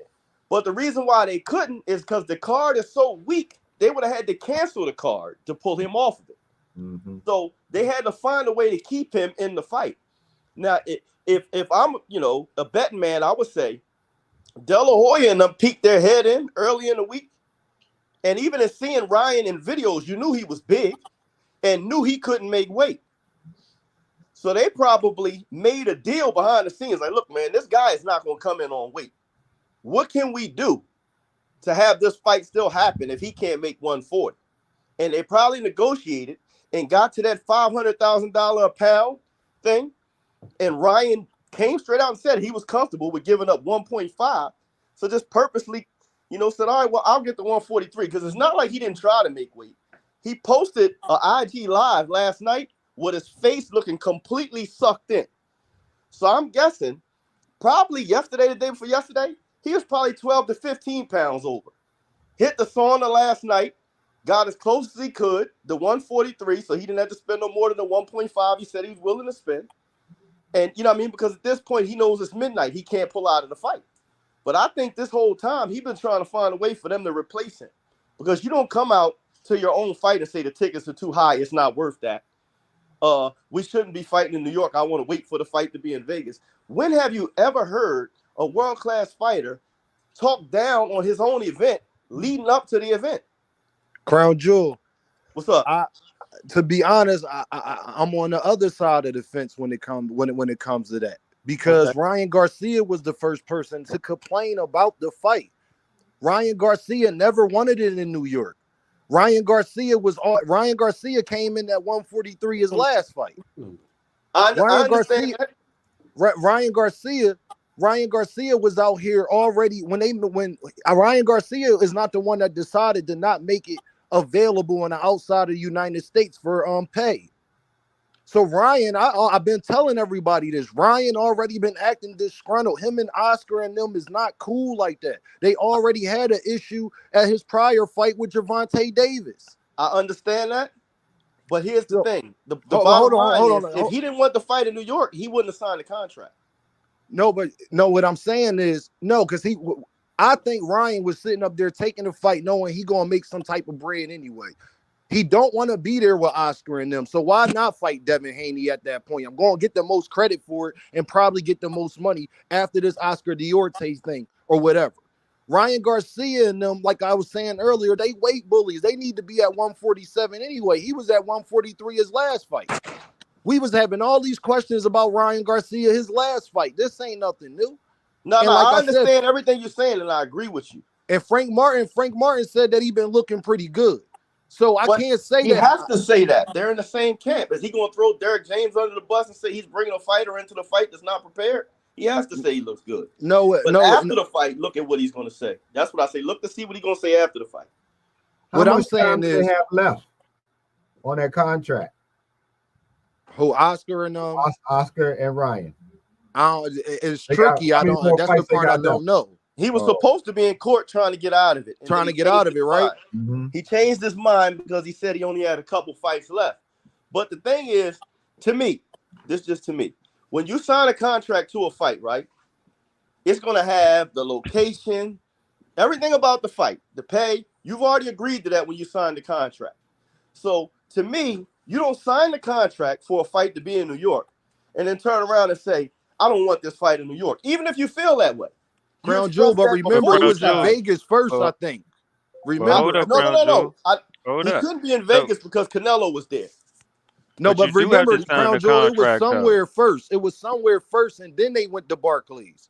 I No, can't they remember. thought about Vegas, but when Canelo settled his differences with Al Heyman and decided to fight in Vegas 2 weeks later, they knew they weren't going to be able to pull off 2 major events in Vegas within 2 weeks. So they Crown knew. Jewel, that's my point. I'm thinking that Ryan, he wanted it to be there in the beginning anyway. He was expecting it to be there, and then everything you said happened. And then you know, you don't want to go up against Canelo the same weekend or the weekend before. Then you don't sign the contract and you say, listen, find another date. But once you agree to it, like I said, I've seen a lot of fighters have problems in negotiations with fights, right? Shit they're not happy with. Mm-hmm. But they may say that in the gym or around guys that they fly with or close with, but they usually don't make it out the camp. Why? Because he's getting a portion of the pay-per-view proceeds and the gate money. So why would he tear down his own fight and cost himself money if he actually wanted the fight to happen? That's my only thing. Like, I don't doubt that he really felt that way. Look, Crown Jewel, let me ask you a question. If so we were talking a little earlier about, Ryan's position, about where he is socially and the followers. Mm-hmm. And let's just even widen the scope, right? Boxers in general. Is it possible that if Ryan comes back and says, nah, I don't want to fight in New York, does it become a narrative where now it's, oh, he's scared, he's ducking Devin? Oh, it definitely would have. It could have been. It could have been. But So here's when the you thing. Since when has hold on. Ryan gave a damn about people thinking he's ducking? Well, never, Pulled out because a he fight for hasn't. mental health. He's not a guy that typically makes moves that he doesn't make moves like a person that's concerned with how the public views him. Like even the antics he had coming up to this fight, he lost like 3 of his endorsement deals. Like, I don't Crown, think if he would have pulled out of this fight, his career was over. But I think the way he's performed leading up to this fight, if he doesn't look spectacular, it's going to be over anyway. Yeah, like who's going to want to touch this guy, knowing that he's going to sabotage the promotion? But Crown, if he get knocked out by Devin, if he got knocked out by Devin Haney with good promotion, his career is over because people don't take Ryan Garcia serious prior to all of this anyway. If he would have had the best promotion and get knocked out by Devin Haney, his career would have been just as much. He would be Rolly Romero. He would, but there would still be somebody somewhere that's willing to put him in a ring with a bum and make money off his name. But so they gonna still do that though, Crown. Even after this fight, they still gonna do that. I don't think so because it's too high of a risk. Nobody wants to front millions for a promotion for a guy that's going to sabotage it and make sure that you don't make no money on the back end. Like, Crown Jewel, I'm telling you now, Ryan Garcia will still fight after this fight, no matter how it goes. Believe that. He will. He will. But I don't think it will be on a high level. And I don't think promoters are going to rock with him like that. Because, again, I think they're losing money on this fight. Oh, they slashed these ticket prices to 25% of what they started. And he's done nothing to help it get any better. Like, we're having a conversation the day before the fight about all the bizarre shit this man did over. I'm sorry, Marty. All the bizarre stuff this man did over the last couple months to sabotage his own fight. But Crown Jewel, don't you think is they problem that they made this fight so expensive from the door? That's not Ryan Garcia's decision. That was idiotic from the gate. It was, but here's the problem. They had to make the prices that to get them the money they wanted. No, they had because Devin Haney and them ain't superstars. Because they want big. You're right. They want superstar money, and they don't have a superstar following. So how do we get a lot of money with not a lot of attendance? Double and triple the prices. But the problem is, I think they tried to follow a blueprint that was created for Tank, and they're not Tank. I agree. Tank fought on the West Coast against who was it? I think it was Garcia. And then his very next fight was in the Barclays against Rolly, right? They just followed that exact same pattern, thinking that was going to propel them into superstardom the same way it did Tank. You're not Tank. It's all delusion, my brother. It is. Let me get this. They don't have that Heyman team with. And here's the thing: a lot of people discount. You can say what you want about Floyd. You put a fighter that can fight next to Floyd, he's going to be a megastar. It just is what it is. It's a cheat code. Yeah, Let me get a super chat real Bill quick. and Devin should have stayed next to Floyd. Totally agree. But you know, if that would have happened, Bill Haney would not be in control. Exactly. And And I that's think the that's a issue. big part of the problem. I think That's Bill wants to be a superstar instead of yep, allowing his son to be the star. And that's never going to work in a Mayweather Heyman situation. that's correct. And I've been saying that since day one. Double salute to James. James, thank you again for your contribution to the channel and your support. James says, how isn't Ryan a dog? He's been down multiple times and got back up to win. No one gets up from Tank. He did. I think that was a comment based on I guess people saying that Ryan isn't a dog, or he basically don't have that that you really need in a fight of this magnitude. Double salute to my guy. Can I respond to that, Marty? Indeed. Hold on one second. I got you. All right. Double salute to my guy, Smooth Criminal. Thank you for your contribution and your support to the channel. Smooth Criminal says, what's up, Manager Marty? What's up, panel? I just hope we see a great fight, 50-50 in my opinion. We all hope for a great fight. That's for darn sure. That's a whole lot of hoping. What you got, Crown? No, what he just said about him having heart because he got up from being knocked down. When guys get knocked down from a headshot, if they're really hurt, getting up has nothing to do with heart. Most of them don't even remember getting up. That's instinct. You ever seen a guy back in the dressing room after they get knocked out, ask what happened? He done got up, walked back to the dressing room, had a conversation, and don't have no clue what's going on. So getting up from a headshot knockdown has nothing to do with heart. Where he showed he didn't have dog is when he got hit with that body shot, took 2 steps back, dropped to a knee, and stood up immediately once the ref reached 10. That showed me the dog. The dog getting up from a headshot is usually instinct because your mental is you're dazed and buzzed. That's how you got dropped. So you're not most of the time not thinking about getting up. That's just instinct. The equilibrium trying to get back under you. Yeah, half the time you don't even realize that you went down. You know what I mean? You just automatically get back up. So I agree that there's the times where you can take a headshot and you be out of it, right? As far as your wits, your faculties. I don't know if that shot that he caught from Tank is that case or that scenario. I didn't gather that that's what that shot did to him. Did you look at the look on his face when he hit the ground and when he got up? I did. I rewatched the fight about 2 days ago. To me, he looked shocked as hell. I think he was shocked, but I don't think he didn't know where he was, or he didn't have his faculties about him, right? He wasn't expecting the shot, so I think it caught him off guard. But I don't think he was at a point where he wasn't aware, or that was one of those let me hurry up and jump back up because I don't know where I am type of scenarios is what I was getting to. But I do think just on the subject, I'm not a Ryan fan, I'm not a Devin fan. I'm a boxing fan, and so for me, I think the guy James made a really good point, and I touched on this early on the panel, right? Ryan has showed that he has some resiliency through his fights, and not even just Tank, right? Luke Campbell, right? And so to Luke be Campbell able to wasn't a puncher. say it again. Luke Campbell wasn't a puncher. People couldn't believe he got dropped by him. Well, but anybody can get dropped if you get caught with the right timing and the right shot, right? But Yeah, but I guess world-class fighters ain't supposed to get dropped by past their prime fighters who don't have no pop. well, I mean, I can agree with that, and I can agree with that. It happens Like when you don't fundamentally, get down. but it happens though, right? Like Because he's then it's flawed. supposed to.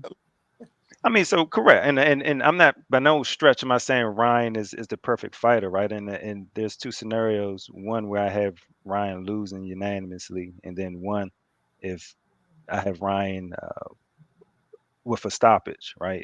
If in the perfect world, that's a high hypothetical, and the probability is very low, but I can see it making its way. But the point that I was trying to get to is this: Ryan Garcia has, at least in my opinion, has shown that he has the resiliency to get up at times and to push through the fight.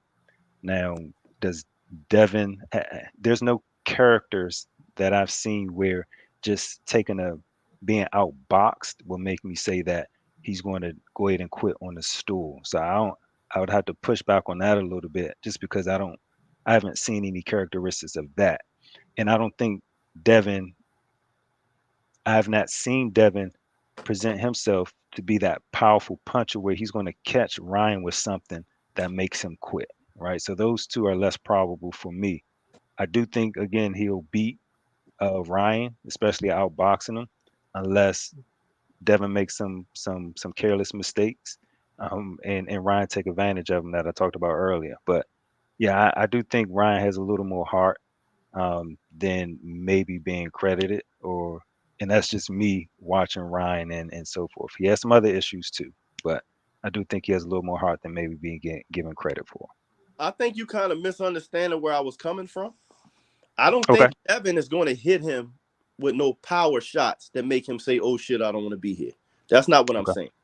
Okay. I'm saying Ryan's behavior leading up to this fight has shown me that he's not really interested in the fight. Okay. And when a fighter is not really interested in a fight and things get difficult, there can come a time where they can talk themselves into exiting the fight. He's not showing that he wants to win this fight with everything in him. He's showing that he signed a contract. He kind of got to honor the contract, kind of. And I mean, that like he was photographed and posted in a club in New York 4 days ago. Mm-hmm. He's showing nothing that's telling me this guy wants this. What he's doing is softening the blow for when he loses. He can say, or everybody's going to say without him even saying it, everybody knew he wasn't right. They knew he wasn't ready. I did a video earlier where I said he's set things up to ensure that Devin Haney will get absolutely no credit for beating him. But Crown And I Jewel, think this is it's my thought thing out. though. This is my thing though, Crown Jewel. When it comes to Ryan Garcia though, when I've seen that's a double-edged sword though, because I've seen guys look amazing in training camp and then go in there and get knocked out. So I think we put too much. I think we putting too much stock into what we seeing on social media. Believe half of what you hear. I mean, believe half of what you see and none of what you hear. Ryan Garcia, because then we can't pick and choose which parts is he serious about, which parts is he trolling. He said he know who murdered Tupac. I mean, how he said he identify as LGBT because Devin Haney put his hands on him and he going to sue him. So he also filed for divorce from his wife the day she delivered his baby. The dude is shown to be off his, like, there comes a point where you say, all right. But Crown Jewel, Crown Jewel, this is my thing. Mike Tyson, when I was little and all the things that I grew up hearing about Mike was crazy going into most of his fights when he was in his prime. It didn't stop him from winning, though. So we've seen boxers act crazy all the time, and they still go in there and do whatever it is they need to do. What I think that Jeroy is saying is that Ryan in the ring against Oscar Duarte was cracking. Duarte was cracking, and Ryan didn't quit. Ryan did not quit, and Ryan came back and started putting pressure on him the later the fight went. He started breaking what he thought that he was going to do to Ryan. Ryan did to him. So I can only go off of what I see, because against Tank, Crown Jewel, you know how I feel, bro. Yeah, that's going to happen to all of them. Yeah, against him. We feel the same. But I'll just say, Tyson, I can remember Tyson in his heyday, right? And, there was times when, insider information, Tyson was actually on mental medication, right? So, it's no doubt that Mike did some bizarre stuff, right? But Mike would come out and tell you. He actually came out and said in an interview, you don't just remember great fighters, but everybody remembers a bizarre individual. And he said, when I'm done, your children's children will say that was a bizarre individual. But and you can tell, like, that was something that was calculated by Mike, right? But Mike's temperament and Ryan's temperament are completely different. You wouldn't have seen anybody nose to nose shouting in Mike's face the way Ryan's been disrespected by Tank and Devin. Like, crazy like Mike means Lennox Lewis tries to face off with him and gets bit in his leg at the face off. You know what I mean? Like, Ryan Crown and all the older gentlemen. I just want y'all to think about this, and I say the older gentlemen for a reason. Yeah. Ryan Garcia is more famous than all of these guys on social media. He is. Ryan Garcia has a younger kid fan base that likes all of this chaos. They like, and the part that because we don't understand it, we don't come from that. So when I tell people that Ryan, a lot of this stuff is hogwash, is because a lot of the people that's saying, oh, that he's insane and all of these things, it's the same thing that people said about Muhammad Ali that was older in those generations with all the stuff he was saying, going up against Sonny Liston. They didn't understand that type of guy doing all of this stuff, showboating before fights and all of these things. So my biggest point is, you got to take in a factor all of these things. Ryan is performing, and it's not just for us that's in the boxing community. Because as y'all said, y'all know that Ryan is not all the way committed just to the boxing thing. Yeah. So the 12-year-olds and 13-year-olds and 14-year-olds, when they see Ryan doing all of these things, they retweeting and liking, and he's making a bag from that. So just keep that part in mind too. Yeah, but here's one thing I want you to consider. Here's one thing I want you to consider about that. And I hear you on all that, right? These antics that Ryan is doing became really dangerous when the New York State Athletic Commission made him go get a mental evaluation to be cleared to fight. Now, any sane-minded fighter, once the commission says, listen, you got to be mentally evaluated before we allow you to fight, and they know they're potentially about to lose this bag, they're going to straighten up from that moment on. He went and got the mental evaluation and nutted up the next day. And thank you, though, Crown. That proved my point. He got a mental evaluation and he passed. So that's how I know he's trolling. Hold on. But you got to go a little deeper. You got to go a little deeper. As somebody, right, that's former military, that had a top secret clearance, right, and a retired firefighter that had to have a mental evaluation, right? Most occupational mental evaluations only check for one thing. Are you a psychopath? It doesn't check for anything else that would be wrong with him. And I just can't see a sane-minded person saying, all right, I've been doing all this crazy shit to sell this fight. They're threatening to take the fight away from me. They're making me get a mental evaluation. I'm posting about people taking my phones from me, telling me I'm hurting my chances of fighting, and then still continuing to act crazy afterwards. Because it only takes for the commissioner in New York to say, you know what? Damn that mental evaluation. This dude is just too erratic. I'm pulling his license. And he would have no problem. Nobody would object. So to me, just once you start talking about when they start talking about taking Tyson, when he got suspended, and they were talking about taking his license for biting Lennox Lewis, he was a Boy Scout from that moment until the fight. Because he knew one more time, my millions are gone. But Crown, that's what I'm saying. What I'm saying, my point is, he went through all that and he's still doing it, and they haven't taken the fight away. So is Ryan playing with us? Is all I'm saying. I feel you on what you're saying. Yeah, I wanted to believe he was playing. I just don't now. No, but what I'm saying, if all of that is true and he went through the mental evaluation, he passed that. He went through the drug test. So obviously cocaine and weed and all of that stuff he was saying, because if anybody know anything about marijuana, if you smoking it heavily, you're not going to get that out of your system in the way that they tested Ryan Garcia for it. It'll stay in your system for 30. Weed is legal now. No, I get that, but it stay in your system for up to 30 days or whatever the situation is. So but wait, hold up for a second. It's not legal in boxing, right? Didn't Keyshawn Davis get? Yeah, Keyshawn Davis got slapped on the wrist. Because so it's not legal in boxing. Keyshawn Davis fought in a state that it was illegal.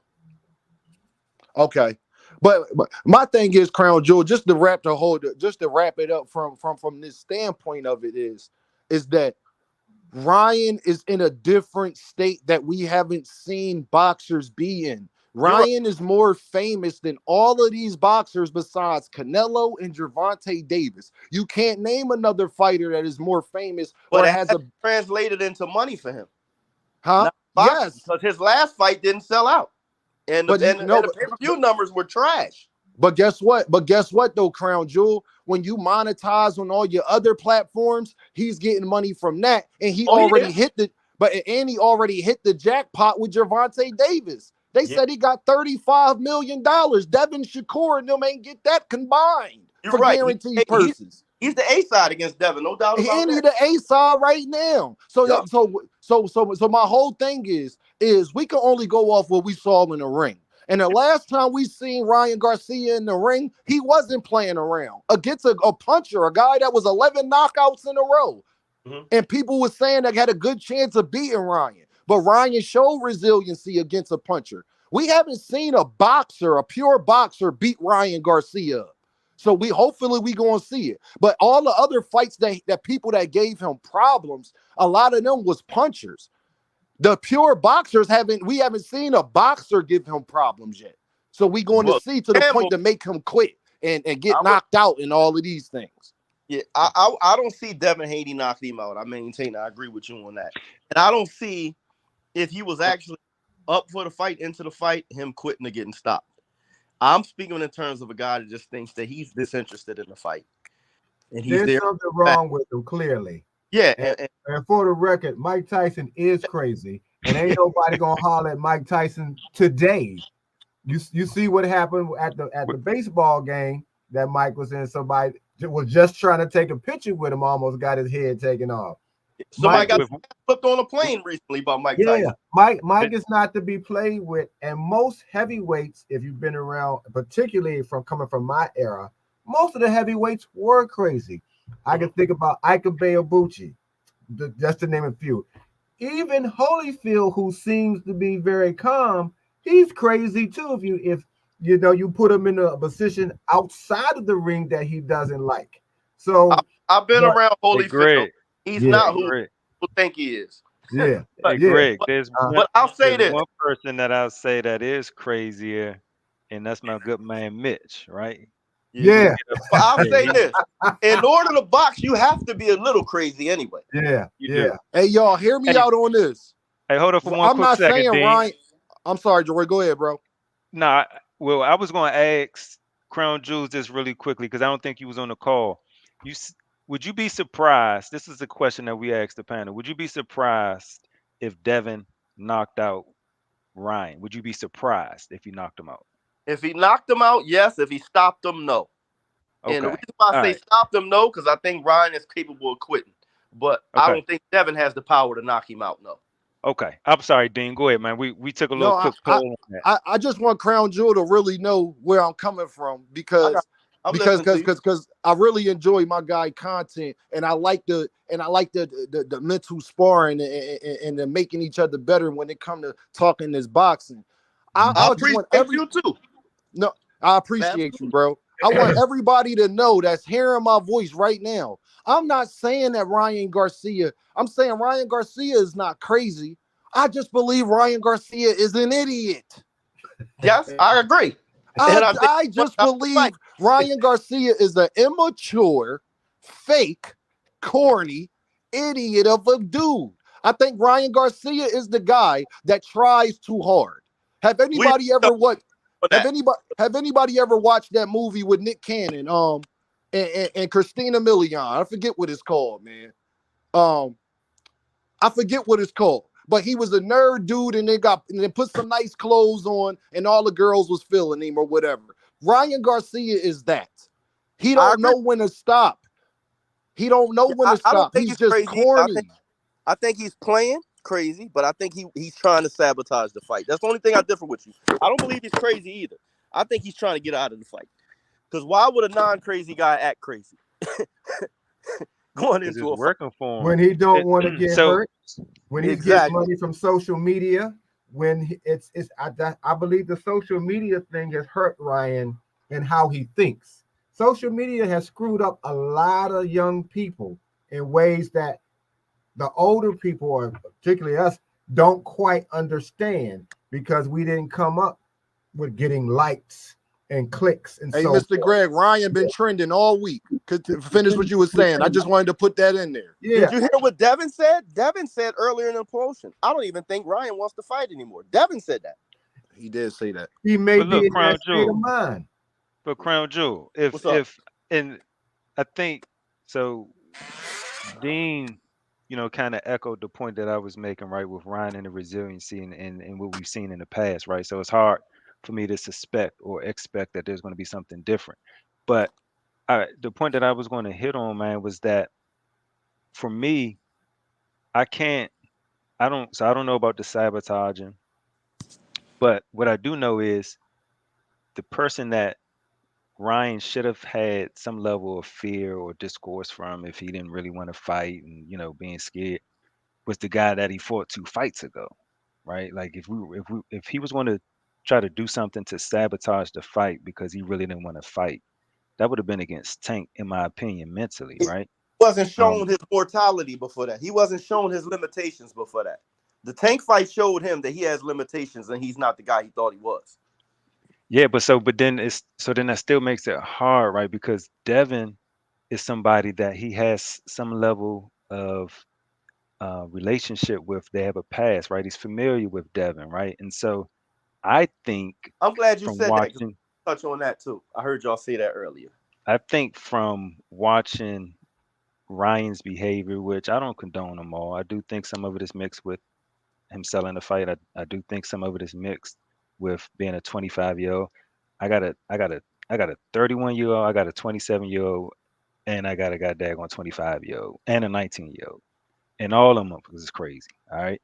And so I think Ryan is caught up in a cycle of, as Greg been talking about, the social media phenomenon. These youngins don't know how to cope with their feelings. They don't know how to process. Like there's so much. And even Ryan has said it about a month ago. He said, man, I'm gonna do this, this, and this, and everybody gonna be talking about me like I'm crazy, right? They already called it out. If it was planned or not, that's a different argument, but he did say it. And then closing, I think what we're seeing is also a level of comfort that's coming from Ryan, right? He didn't do it with Tank, not because of his skill or he was being exposed. I think it's just because there's so much comfort that he has between the dynamic of he and Devin that the fear factor isn't there. He's not taking them as serious as I think he should, and he might have some reasons why. But I don't think it's any of the sabotage, and I don't think it's any of the him crazy. I think it's just those elements that I laid out. I want to respond to that thing you said about the familiarity. I saw Mickey Bay do an interview over a year ago. And they asked him about Ryan and Devin, right? And he was the first one that said the 3-3 is a little skewed because Ryan won his 3 when they were little boys and, they weren't that experienced. And by the time they got to be 16 years old, which I think was how they were when they fought the last time, Devin was so far ahead of him that they have a thing, I think the amateur point system has changed recently, but the way it used to be, when they started that point system, if a guy got so many points ahead of you, they stopped the fight because you really didn't have a chance to come back. And he said Ryan was within 1 point of the fight being stopped because Devin was outclassing him that much. So them being close 3-3, that was as little boys. They said the older fights, Devin dominated him. Hey, Crown Jewel, I got to get some pushback on that because I just watched Ryan Garcia. Ryan Garcia and Devin Haney, either they last sparring match or the one right before that is on YouTube. No, I just watched it. Sparring. No, I seen a sparring. I'm just speaking of the I just watched it. No, it wasn't sparring. It was the amateur match. They was in red and blue. Okay, what I was it's on YouTube. I watched it, and it wasn't no wash. It wasn't no Devin Haney was just outclassing him. That did not happen. Was that prior to him being 16? Because what I was told, no, they both looked kind of older. They wasn't kids. I'll say this: they wasn't no 10, 9 years old. They was tall. They was teenagers. I know that for a fact. They was teenagers. According to Mickey Bay, the fights when they were 16, Devin washed him, and you got to think it couldn't have been but so old because Devin turned pro at 17. That's what I'm saying. I watched it. They weren't children. These were teenage boys fighting. So that's why I said it had to be one of their last two. Mickey Bay could have. It's on YouTube. So I hear what you're saying, what Mickey said, but forget what Mickey said. I got eyes. Yeah, and he could have gave bad information. I agree with that. But I'm just saying what I heard him say. If it was one of them last two amateur matches, that did not happen. I saw Devin Haney win, but it was a close match. It wasn't Devin Haney just washed him. That did not happen. He said the exact last one was when the fight. No, it could have been. No, that's why I said it could have been. My phone's about to die. Salute everybody. Salute DC. Salute salute, bro. Dean. Greg, you know what I mean? What's All the right. movie man's name is? I can't really Brown Crown boxing. Jewel. Brown Jewel boxing. Crown Jewel You box. dig? Salute, man, up. Marty, you know what I'm saying? It feel good to be back on here. You gotta start doing this again, man. You can't keep depriving the road to tape field crew, man. Real right. Roller tape. But nah, Crown All right, Jewel, I man, watched it, and I'm telling you, bro, it wasn't no why. It had to be one of the last two because they was teenage boys. They both was, put it like this, Crown Jewel, they both was the same height they is now. well, how do y'all compare them? I'll take your word. Each of those guys' last 4 fights. Say it again, Mr. Greg. The last 4 fights that Ryan had and the last 4 fights that Devin has had. How do they match up? Because I think it's 2 Cambosas, 1 Lomachenko, and 1 Regis program. Regis program. versus what did Ryan have? What was Ryan's Yeah, Oscar for Oscar. Tank. Then Tigo. Was it Tigo before Tank? The African? I think it might have been him and then Luke Campbell before that, right? Yeah, Right. I think something like that. So when you look at those 4 fights that each one of them had, it's easy to see Devin winning. Just looking, I'm not taking one fight. I'm looking at the last 4. But you're using a triangle theory now, Mr. Greg. Yeah, I know. And OG, I know. would just say, to me, Uh-huh. the Cambosos fights Mm-hmm. and the Pro Grace fights gave you the illusion that Devin was in tough. But there's not a top 5 lightweight out there that any of us wouldn't have beaten George Cambosos. Devin had the easiest path to undisputed there is. So I don't put a lot of stock in that. Cambosos is not somebody I think highly of. And Regis Prograde looked horrible in the Devin fight. So I can't say Devin's great based on those performances. Neither of those guys offered any resistance. In fairness to Ryan Garcia, if we going out the last 4 fights, he lost 1, but the other 3, I believe, he got knockout victories. Yeah. Well, But he's only been the distance 3 times. So that matters. Yeah, he only been the distance 3 times. He did. knocks everybody out.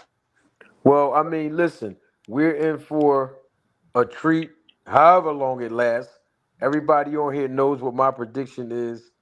We're going to have a good fight tomorrow. I'm still trying to decide whether I'm going to do a live commentary or not. I think that I'll tell you what though.